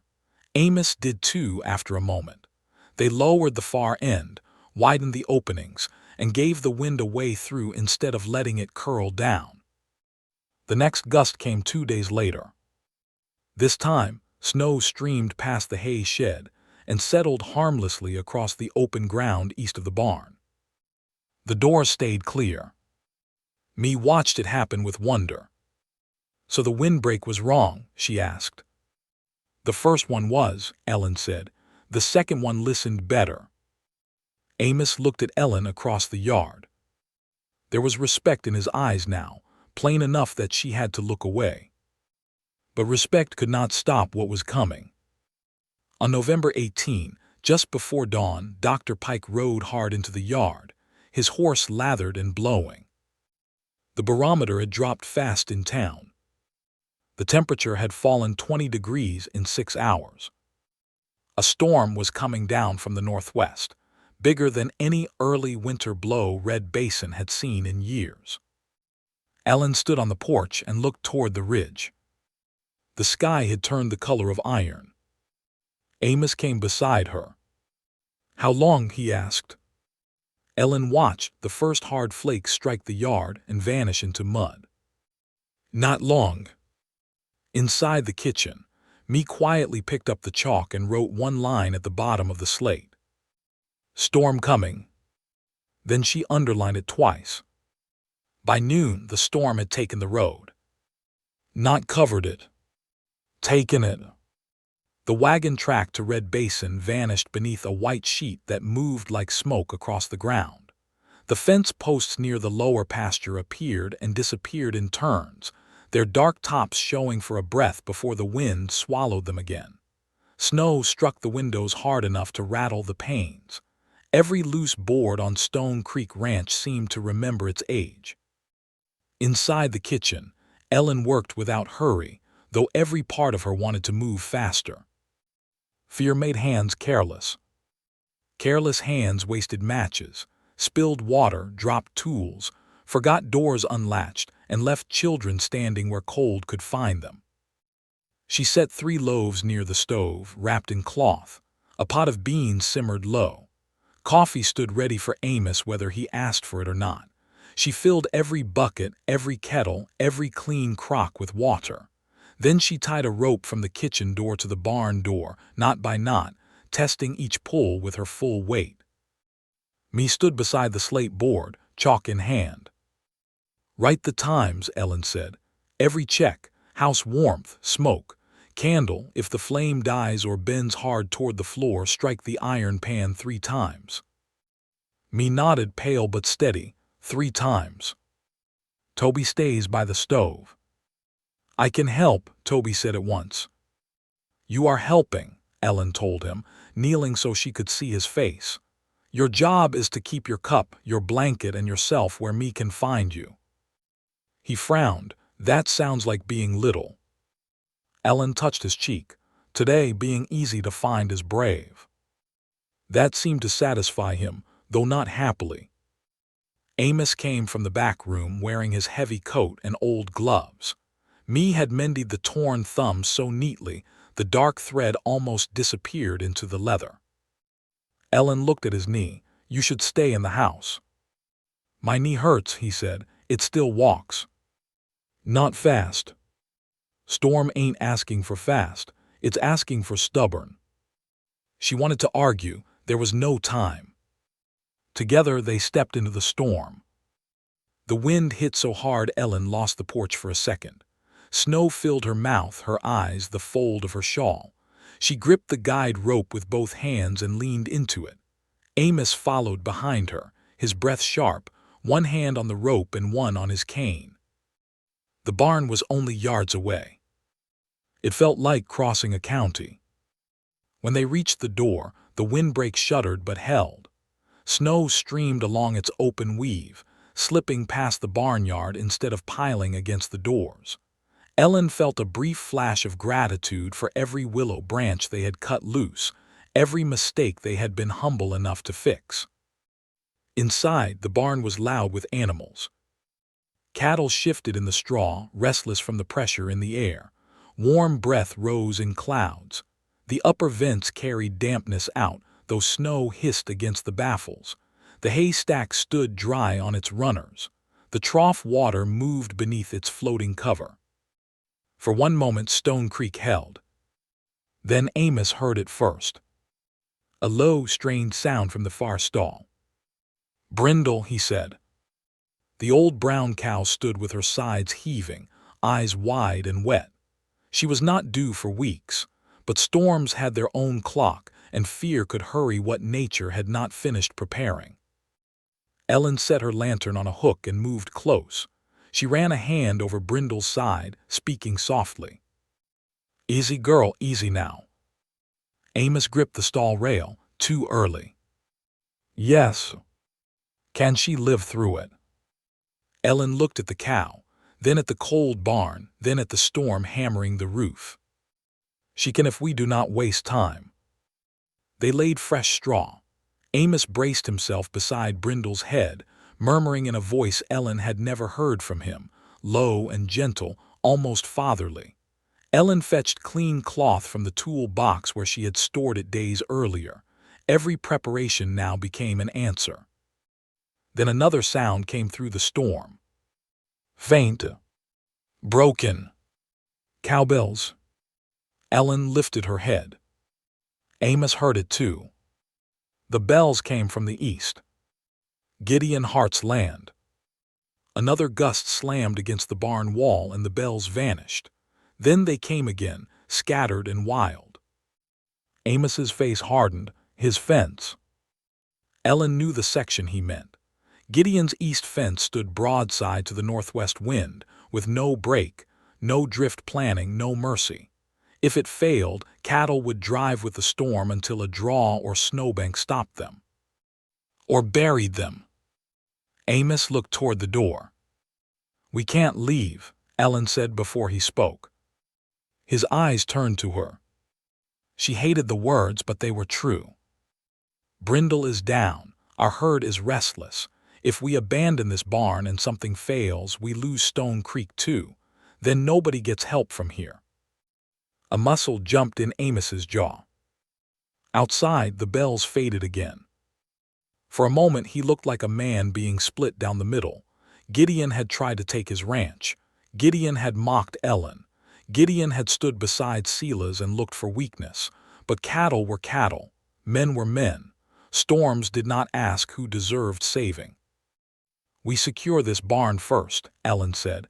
"Then we listen again." Amos closed his eyes briefly. Then he nodded. In the house, Me watched the candle. The flame burned steady, though the wind screamed around the walls. She wrote the time carefully. Toby sat near the stove wrapped in a quilt, holding his cup with both hands. Every few minutes he looked at the rope tied to the kitchen door. "That rope goes to Mama." "Yes," Me said. "And Mr. Amos." "Yes." He stared at it. "Then it better not break." Me looked at the rope too. "It won't." She said it like a promise, though she knew rope could break. She had seen wagon straps snap, clotheslines fall, men's words fail. Still, she watched it with all the faith she had. Back in the barn, Brindle's labor worsened. Ellen checked her and felt her stomach sink. One front leg was folded back. The calf was turned wrong. She looked at Amos. He understood without words. "Tell me what to do," he said. "Hold her steady. If she goes down too hard, keep her head clear. Don't let her roll against the wall." "My hands are no good for this." "Your shoulder is." He moved at once. For nearly an hour, the storm roared and the barn fought to stay alive.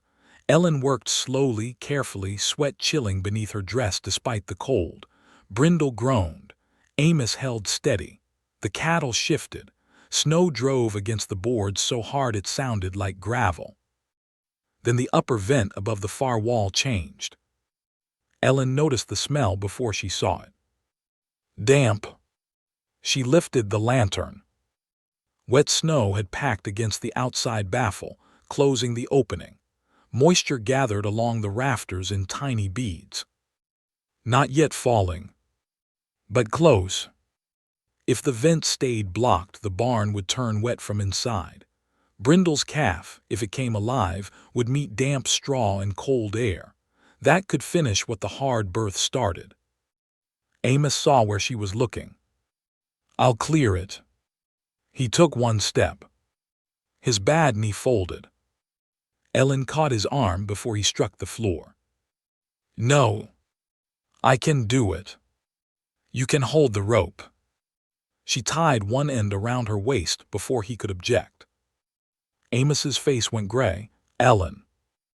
If I pull twice, haul me back. If I pull 3 times, give me more rope. That wind will take you. Not if you hold.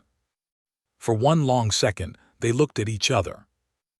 The trust between them had been built in spoonfuls, nails, rope, smoke, and cold mornings. Now all of it came down to one line around Ellen's waist and an old man's hands that did not work as they once had. Amos wrapped the rope twice around a post, braced his bad leg, and locked his left hand around the line. Go, he said, voice rough. Ellen opened the barn door. The storm slammed her to her knees. She crawled into the white. The world outside the barn had no shape. Ellen could not see the house. She could not see the yard. She could barely see the rope tied around her own waist. Snow struck her face so hard it felt like handfuls of sand thrown from the dark. The wind pushed and twisted, trying to roll her away from the wall. She dropped flat and crawled. One hand forward. Nay. Other hand. Nay. The rope tightened behind her, and she knew Amos was holding. That thought kept her moving. She reached the corner of the barn by touch, fingers scraping frozen boards until they found the baffle. It should have been open beneath the roofline, guarded by the slanted cover they had built. Instead, wet snow had packed against it like cement. Inside the barn, Amos braced himself against the post. His left hand clenched the rope. His right hand, weak and stubborn, pressed over it anyway. Pain ran from his knee up through his hip, but he did not loosen his grip. Hold on, he whispered, though the storm swallowed the words. Ellen pulled once, not as a signal, only to steady herself. Amos leaned back harder. Outside, she took the short shovel from her belt and hacked at the frozen snow. The first blow glanced off. The second broke only a thin crust. The wind shoved snow into the gap as fast as she cleared it. Her fingers went numb. She struck again. Again. A memory flashed through her mind without warning. Thomas Marlowe in a half-built cabin, laughing through a storm as he held a roof board in place with his shoulder. Wood listens better when you stop begging it, he had once told her. She almost smiled. Then the snow broke loose. A thick chunk fell away from the baffle. Warm, damp air burst from the barn vent, rising into the storm like breath from a living chest. Ellen felt it against her face for 1 second, proof that the barn could breathe again. She pulled the rope twice. Inside, Amos felt the signal and hauled. Not fast, he could not pull fast, but he pulled with everything he had left. Inch by inch, Ellen followed the wall back toward the door. Her skirt caught on a broken board. She kicked free. Her glove slipped from one hand. She kept crawling. The barn door appeared only when she was nearly against it. Amos reached out and grabbed the back of her shawl, dragging her inside. She fell onto the straw, coughing snow and breath. "You foolish woman," he said, but his voice shook. Ellen rolled onto her side, Vents open. I don't care about the vent. Yes, you do. He stared at her. Then, to his own surprise, he laughed once, weak and broken with relief. The laugh did not last. A hard thump came from Brindle's stall. Ellen pushed herself up at once, the calf. Her hands were stiff from cold. Amos poured warm water over them, not asking if it hurt. It did. Pain came sharp as needles. Ellen flexed her fingers until they answered. Brindle was weaker now. The folded leg had to be eased forward before the calf could come. Ellen knelt in the straw, working carefully, speaking low to the cow between breaths. Easy, girl, let me help you. Easy now. Amos held Brindle's head against his shoulder, his face pressed near her neck. The old cow's breath came rough and hot against his coat. Outside, through the storm, the cowbells came again. Closer now. Or maybe the wind had changed. Ellen heard Amos hear them. Don't, she said without looking up. I didn't speak. You were thinking too loud. He closed his eyes. Gideon's cattle were out there. Maybe Gideon too. Maybe his hands.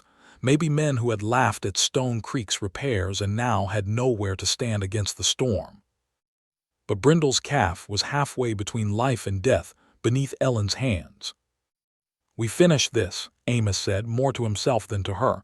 Then we see. Ellen nodded.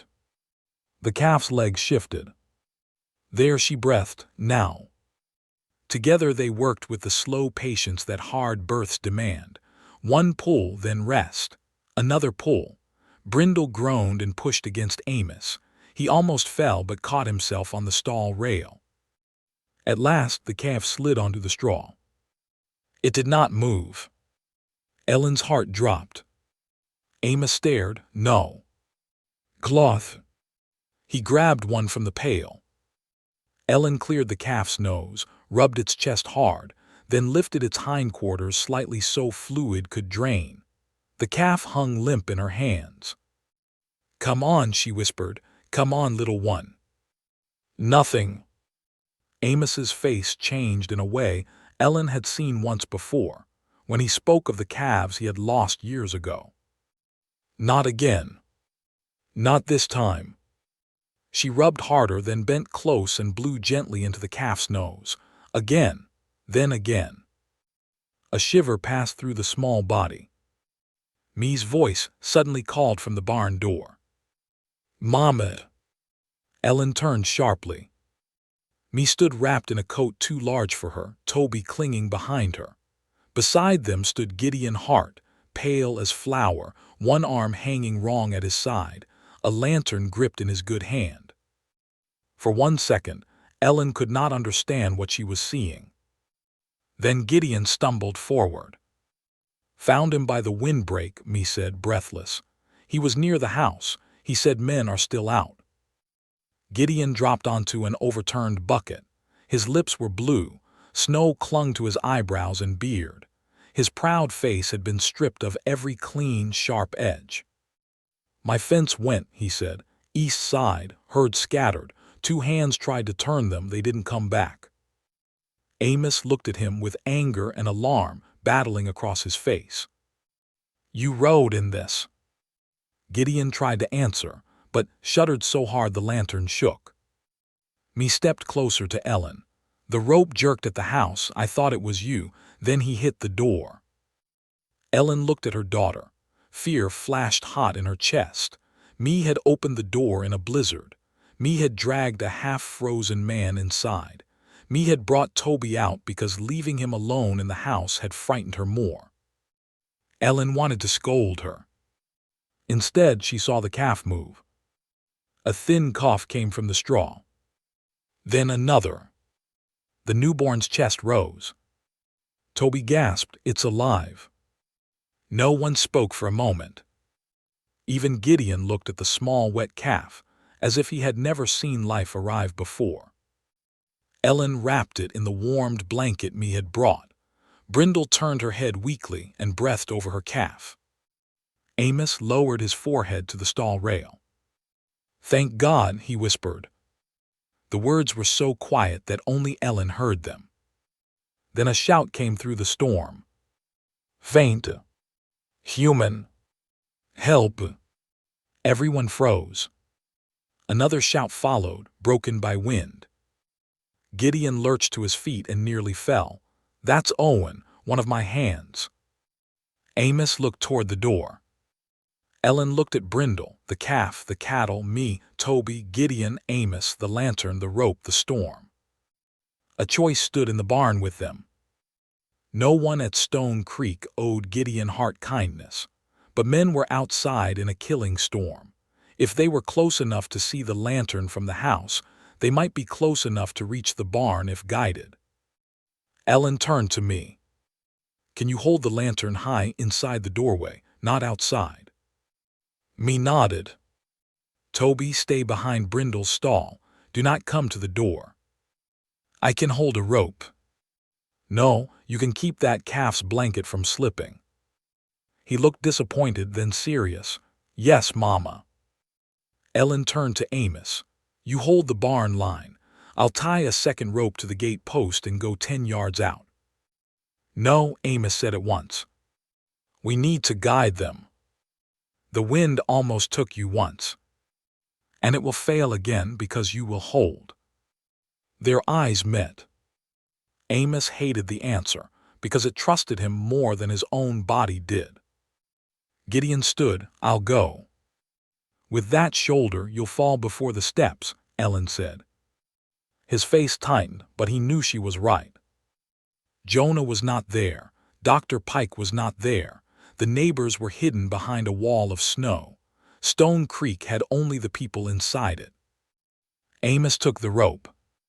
This time he did not argue. Ellen tied the second line around her waist, stepped into the doorway, and waited for me to lift the lantern behind her.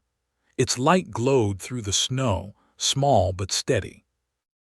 "If you hear me shout," Ellen said, "answer with the pan." Me nodded once, lips pressed tight. Ellen went out. The storm grabbed her again, but now she had 2 sounds to follow: the rope humming in the wind, and behind her, me striking the iron pan. 3 times. "Clear. Home." Ellen shouted into the white. "This way." For several seconds, nothing answered. Then a shape moved near the broken gate. A man stumbled forward, dragging another by the collar. Ellen pulled 3 times for more rope and moved toward them. Amos fed the line from the barn, his teeth clenched against the strain. Me struck the pan again and again from the doorway. The first man fell against Ellen. "Owen," Gideon shouted from inside. "Tom's down," the man gasped. "Can't feel my hands." Together, Ellen and the man dragged Tom along the rope. Twice, the wind knocked them sideways. Once, Ellen lost her footing and slid on her hip through the snow, but Amos held. The rope caught hard around her waist and stopped her from being taken into the open yard. They reached the barn half crawling. Gideon, despite his injured shoulder, pulled Owen inside by the back of his coat. Amos and Ellen dragged Tom across the threshold. Me slammed the door behind them. The barn filled with harsh breathing, stamping cattle, and the thin cry of the newborn calf. Tom was alive but barely speaking. Owen's fingers were pale. Gideon sank beside them, shame and fear written across every line of his face. Ellen did not waste time. "Me, hot cloths from the pail." "Toby, keep the calf covered." "Amos, close the lower door gap with that sack, not the upper vents." Amos moved at once. Gideon watched everyone obey her. Not because she owned the place. Not because she shouted loud. Because she knew what needed doing. The worst of the storm came after midnight. The temperature fell so low that nails in the barn boards cracked like rifle shots. Snow buried the lower fence rails. The windbreak leaned but did not fall. The doors stayed clear. The hay stayed dry. The trough water moved beneath its cover. The vent Ellen had cleared breathed warm, damp air into the storm. By dawn, 5 adults, 2 children, 23 cattle, 6 calves, 1 newborn, and 2 half-frozen ranch hands were alive inside Stone Creek's circle of rope, wood, water, hay, and stubborn human care. Gideon sat near the stall, his injured arm bound against his chest. He looked at Ellen as morning gray seeped through the cracks. "I thought you were patching a dying ranch," he said hoarsely. Ellen was too tired to answer. Gideon looked toward the windbreak, then the dry hay, then the calf sleeping beneath Toby's careful hands. "I was wrong." Amos heard him. "So did me." But outside, the storm had not fully passed. And far down the road, beyond the buried fence line, Silas Whitlock was riding toward Stone Creek with a folded paper in his coat, believing winter had finally done his work for him. Silas Whitlock arrived at Stone Creek after the storm had spent most of its anger. He came in a hired sleigh from Red Basin, wrapped in a fine wool coat, with 2 town men seated behind him and a folded paper tucked inside his vest. He had waited until the road became passable enough for witnesses, but not long enough for the full truth to travel ahead of him. In his mind, the picture was already clear. Stone Creek would be half buried. The old man would be weak. The widow would be frightened. The cattle would be scattered, the hay wet, the water frozen, and the neighbors ready to say Amos Whitlock could no longer manage his own land. Silas had rehearsed the sadness in his voice. He had even practiced the words, "For my uncle's safety, for the good of the ranch, for the protection of the estate." But when the sleigh turned past the final bend, the words began to die in his throat. The barn door stood open. Not blocked. Open. Clean smoke rose from the chimney in a straight gray line. The windbreak leaned under its coat of snow, but it still stood, guiding the last drifting gusts away from the yard. Cattle moved slowly inside the fenced lot, tired but alive. The trough cover shifted under the nose of a calf, and dark water showed beneath the ice crust where water should not have been running at all. Silas stared. One of the town men behind him, Walter Briggs, adjusted his spectacles and leaned forward. "Well," Walter said, "that looks less ruined than I was told." Silas's mouth tightened. "Wait until you see the barn." They did. Inside, the haystack sat dry on its runners. Straw covered the floor. The upper vents breathed clear. Brindle stood in her stall with her newborn calf tucked against her side. Gideon Hart sat on an overturned crate with his arm bound across his chest, wrapped in a blanket and looking smaller than any man who had tried to buy another man's life should look. 2 of Gideon's ranch hands slept near the inner wall, pale but alive. Jonah Reed had arrived at first light with Dr. Samuel Pike and a small wagon of blankets. Mrs. Bellamy had come with broth. Another neighbor had brought feed. Men who had once ridden past Stone Creek without stopping now stood inside its barn, studying the very repairs they had doubted. Amos Whitlock stood near the hay stack with his cane in one hand. He looked worn down to the bone. But he was standing. Ellen Marlowe knelt beside the newborn calf, rubbing fresh straw beneath it while Toby held one corner of the blanket, and me wrote numbers on her slate with hands still red from cold. Silas stepped into the barn and stopped. No one greeted him warmly. He looked from face to face, searching for weakness. "Uncle," he said at last, "I came as soon as I heard the storm hit." Amos looked at the hired sleigh outside. "You came when the road opened." Silas ignored that. His eyes moved to Gideon, then the injured hands, then Ellen. "I see you've had trouble." "We had winter," Amos said. "Trouble rode in before it." Gideon lowered his eyes. That small motion said more than confession could have. Silas pulled the folded paper from his vest.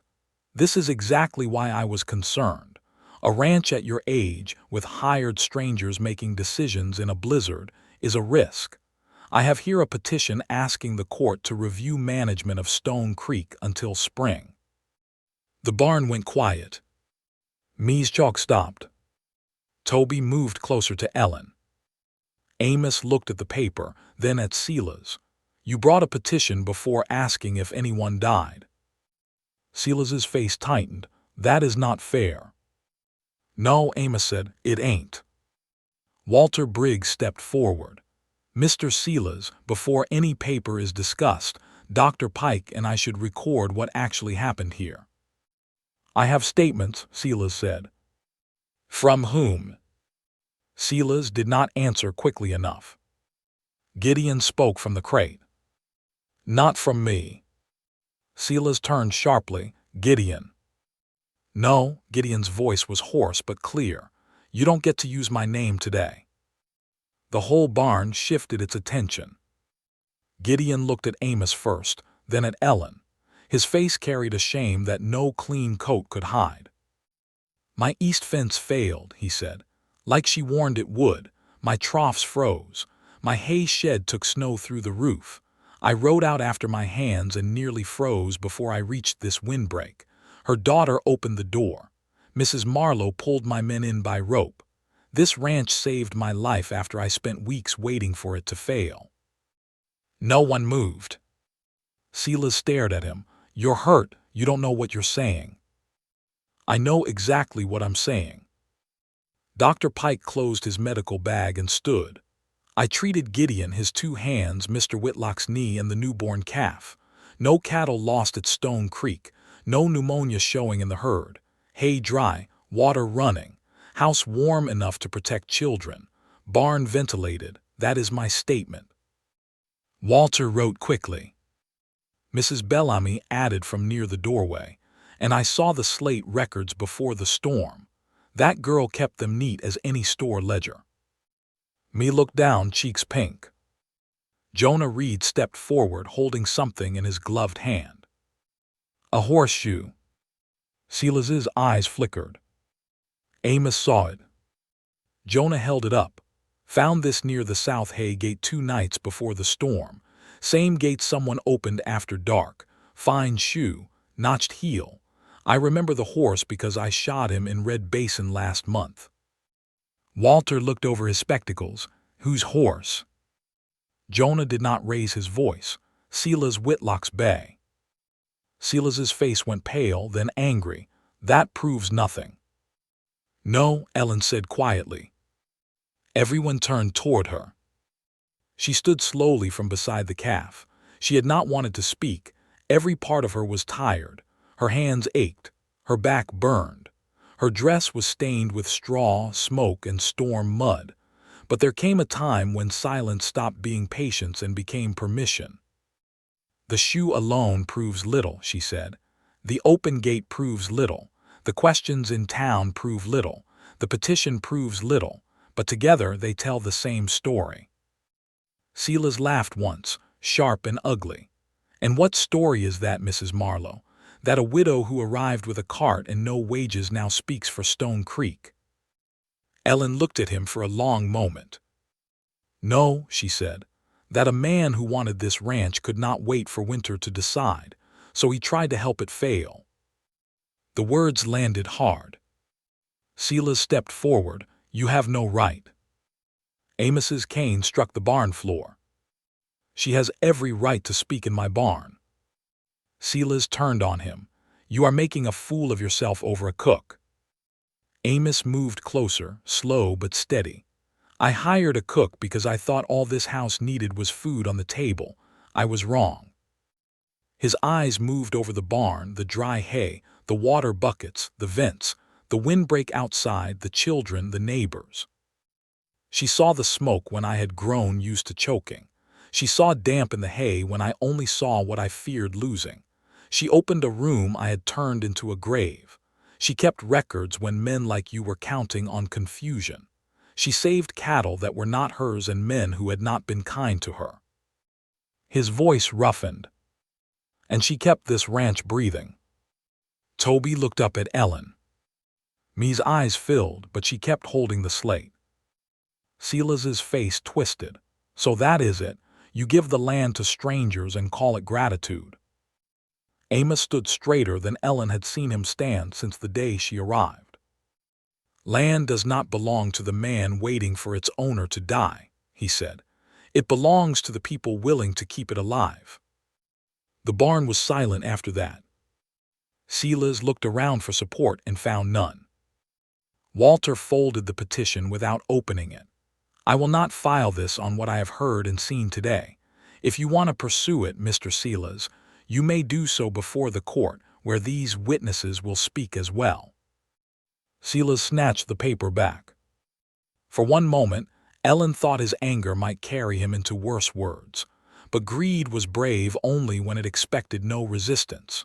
Here, in the barn he had hoped to claim, surrounded by people who had seen the truth, Silas had nothing left but retreat. He turned and walked out into the snow. No one followed. The hired sleigh left the yard a few minutes later, its runners cutting thin lines through the white. The sound faded toward Red Basin, smaller and smaller, until the wind took it. Amos watched from the barn door. He did not look victorious, only tired. Ellen came to stand beside him. I'm sorry, she said. For what? For what family can become. Amos looked toward the white fields. Family is not proved by blood. Blood only gives a person a place to start. What they do after that tells the truth. Behind them, Toby whispered to Brindle's calf, telling it not to worry because Stone Creek was safe now. Amos heard him. Our calf needs a name, Toby said. Our calf, Ellen asked gently. Toby looked from her to Amos, suddenly uncertain. Amos answered before the boy could take the words back. Our calf, he said, and I figure a calf born in a storm deserves a strong name. Me wiped her cheek with her sleeve. Hope. Toby frowned. That's not strong. Amos looked at the little calf, then at the child who had kept it warm. Hope is stronger than you think. So Hope became the calf's name. By afternoon, the last of the storm clouds broke over the ridge. Sunlight touched the snow and turned the yard bright enough to make everyone squint. For the first time in days, Stone Creek looked still. Not empty. Still. Neighbors returned to their own places with new ideas and borrowed measurements. Gideon Hart left in Jonah's wagon, his pride quieter than his injured shoulder. Before he went, he stopped beside Ellen. I cannot undo how I spoke, he said. No, Ellen answered, you cannot. He nodded, accepting the weight of it. But come spring, if Amos agrees, I'll pay for half the shared fence along the east line, built the way you say it ought to be built. Ellen looked at Amos. Amos shrugged. Fence needs building. It was not forgiveness, not fully. But it was a beginning. Winter did not end after that storm. It stayed as winter does. It froze the pump handle twice. It drove snow against the lower pasture. It tested the chinking, the trough, the hay roof, the windbreak, the patience of every person at Stone Creek. But now the ranch did not meet each test as one old man alone. Me kept the records and sent copies to Walter each week. Toby fed kindling to the stove and checked Hope's blanket every morning. Ellen planned, repaired, cooked, counted, listened, and learned where Lydia's notes ended and her own knowledge had to begin. Amos changed in ways no one announced. He still grumbled. He still disliked being helped too quickly. He still spoke rough when his knee hurt. But he stopped calling the little room behind the kitchen your room and began calling it the children's room. He stopped hanging 2 bowls on the wall. 4 bowls stayed on the table now, used every day. In January, Walter Briggs returned to Stone Creek with Dr. Pike as witness. This time, Amos did not hide the purpose. He called Ellen to the kitchen table, where Lydia's wooden spoon hung above the stove, and Me's slate leaned beside the pantry. I made a new paper, he said. Ellen's hand tightened around her apron. Amos. Let me finish. Walter opened the document and read. It did not hand Ellen a dream dressed as charity. Amos knew her pride too well for that. It gave her a paid management agreement for Stone Creek, with wages counted in calves and coin. It gave her the legal right to remain and work the ranch as long as she chose. And in Amos's will, should he die, half of Stone Creek would pass to Ellen. The other half would be held for me and Toby when they came of age. Silas would receive the family pocket watch and a modest sum, but not the land. Ellen stood as if the floor had shifted. That is too much. Amos shook his head. No, too much was asking you to save my ranch for food and a smoky room. I didn't do it for land. I know, that is why I can trust you with it. She looked toward the window. The windbreak stood beyond the glass, its willow branches rimmed in frost. Hope moved beside Brindle near the barn. Toby was trying to carry a feed pail too large for him. Me was correcting his method with the serious patience of an older sister. Ellen thought of the handcart, the crooked wheel, the doors that had closed, the nights she had told her children for tonight, because she did not dare promise more. Then she thought of Amos's coat over Toby, the key on the table, me's name at the bottom of the slate, a rope held in a storm, a calf breathing after everyone feared it would not. Her eyes filled. I don't know how to accept this. Amos looked uncomfortable with his own tenderness. Start by sitting down before Walter thinks you object. A small laugh escaped her. Then she sat. She signed the agreement first. Ellen Marlowe. Not because she had nowhere else to go. Because she had helped make this place worth staying. Spring came late that year, but it came. Snow pulled back from the fence lines. Water ran clear in Stone Creek. The willow windbreak began to show green at the tips. Hope stepped into sunlight on long, awkward legs, stronger than any calf born in such a night had a right to be. On the first warm evening, Ellen carried supper to the porch. Amos sat in his chair with Toby on the step below him, both watching me write the final winter numbers on a clean page in Lydia's old notebook. Firewood lasted. Water held. Hay dry. No cattle lost. Home kept. Me paused after the last line, then looked at Ellen. Is that right? Ellen read it twice. Home kept. She looked at Amos.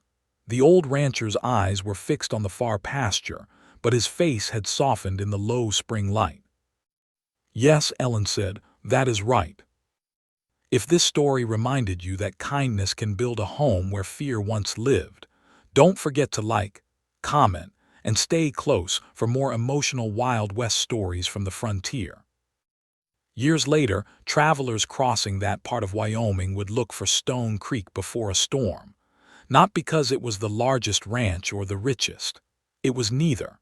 They looked for the clean smoke rising from the chimney, the willow line bending with the wind, and the lantern burning in the kitchen window. People said an old rancher had once hired a widow because he needed a cook. But those who knew the truth told it differently. He had opened his door to a woman with 2 children and a broken cart. And by the time winter was done, she had not only saved his ranch. She had taught it how to be a home again.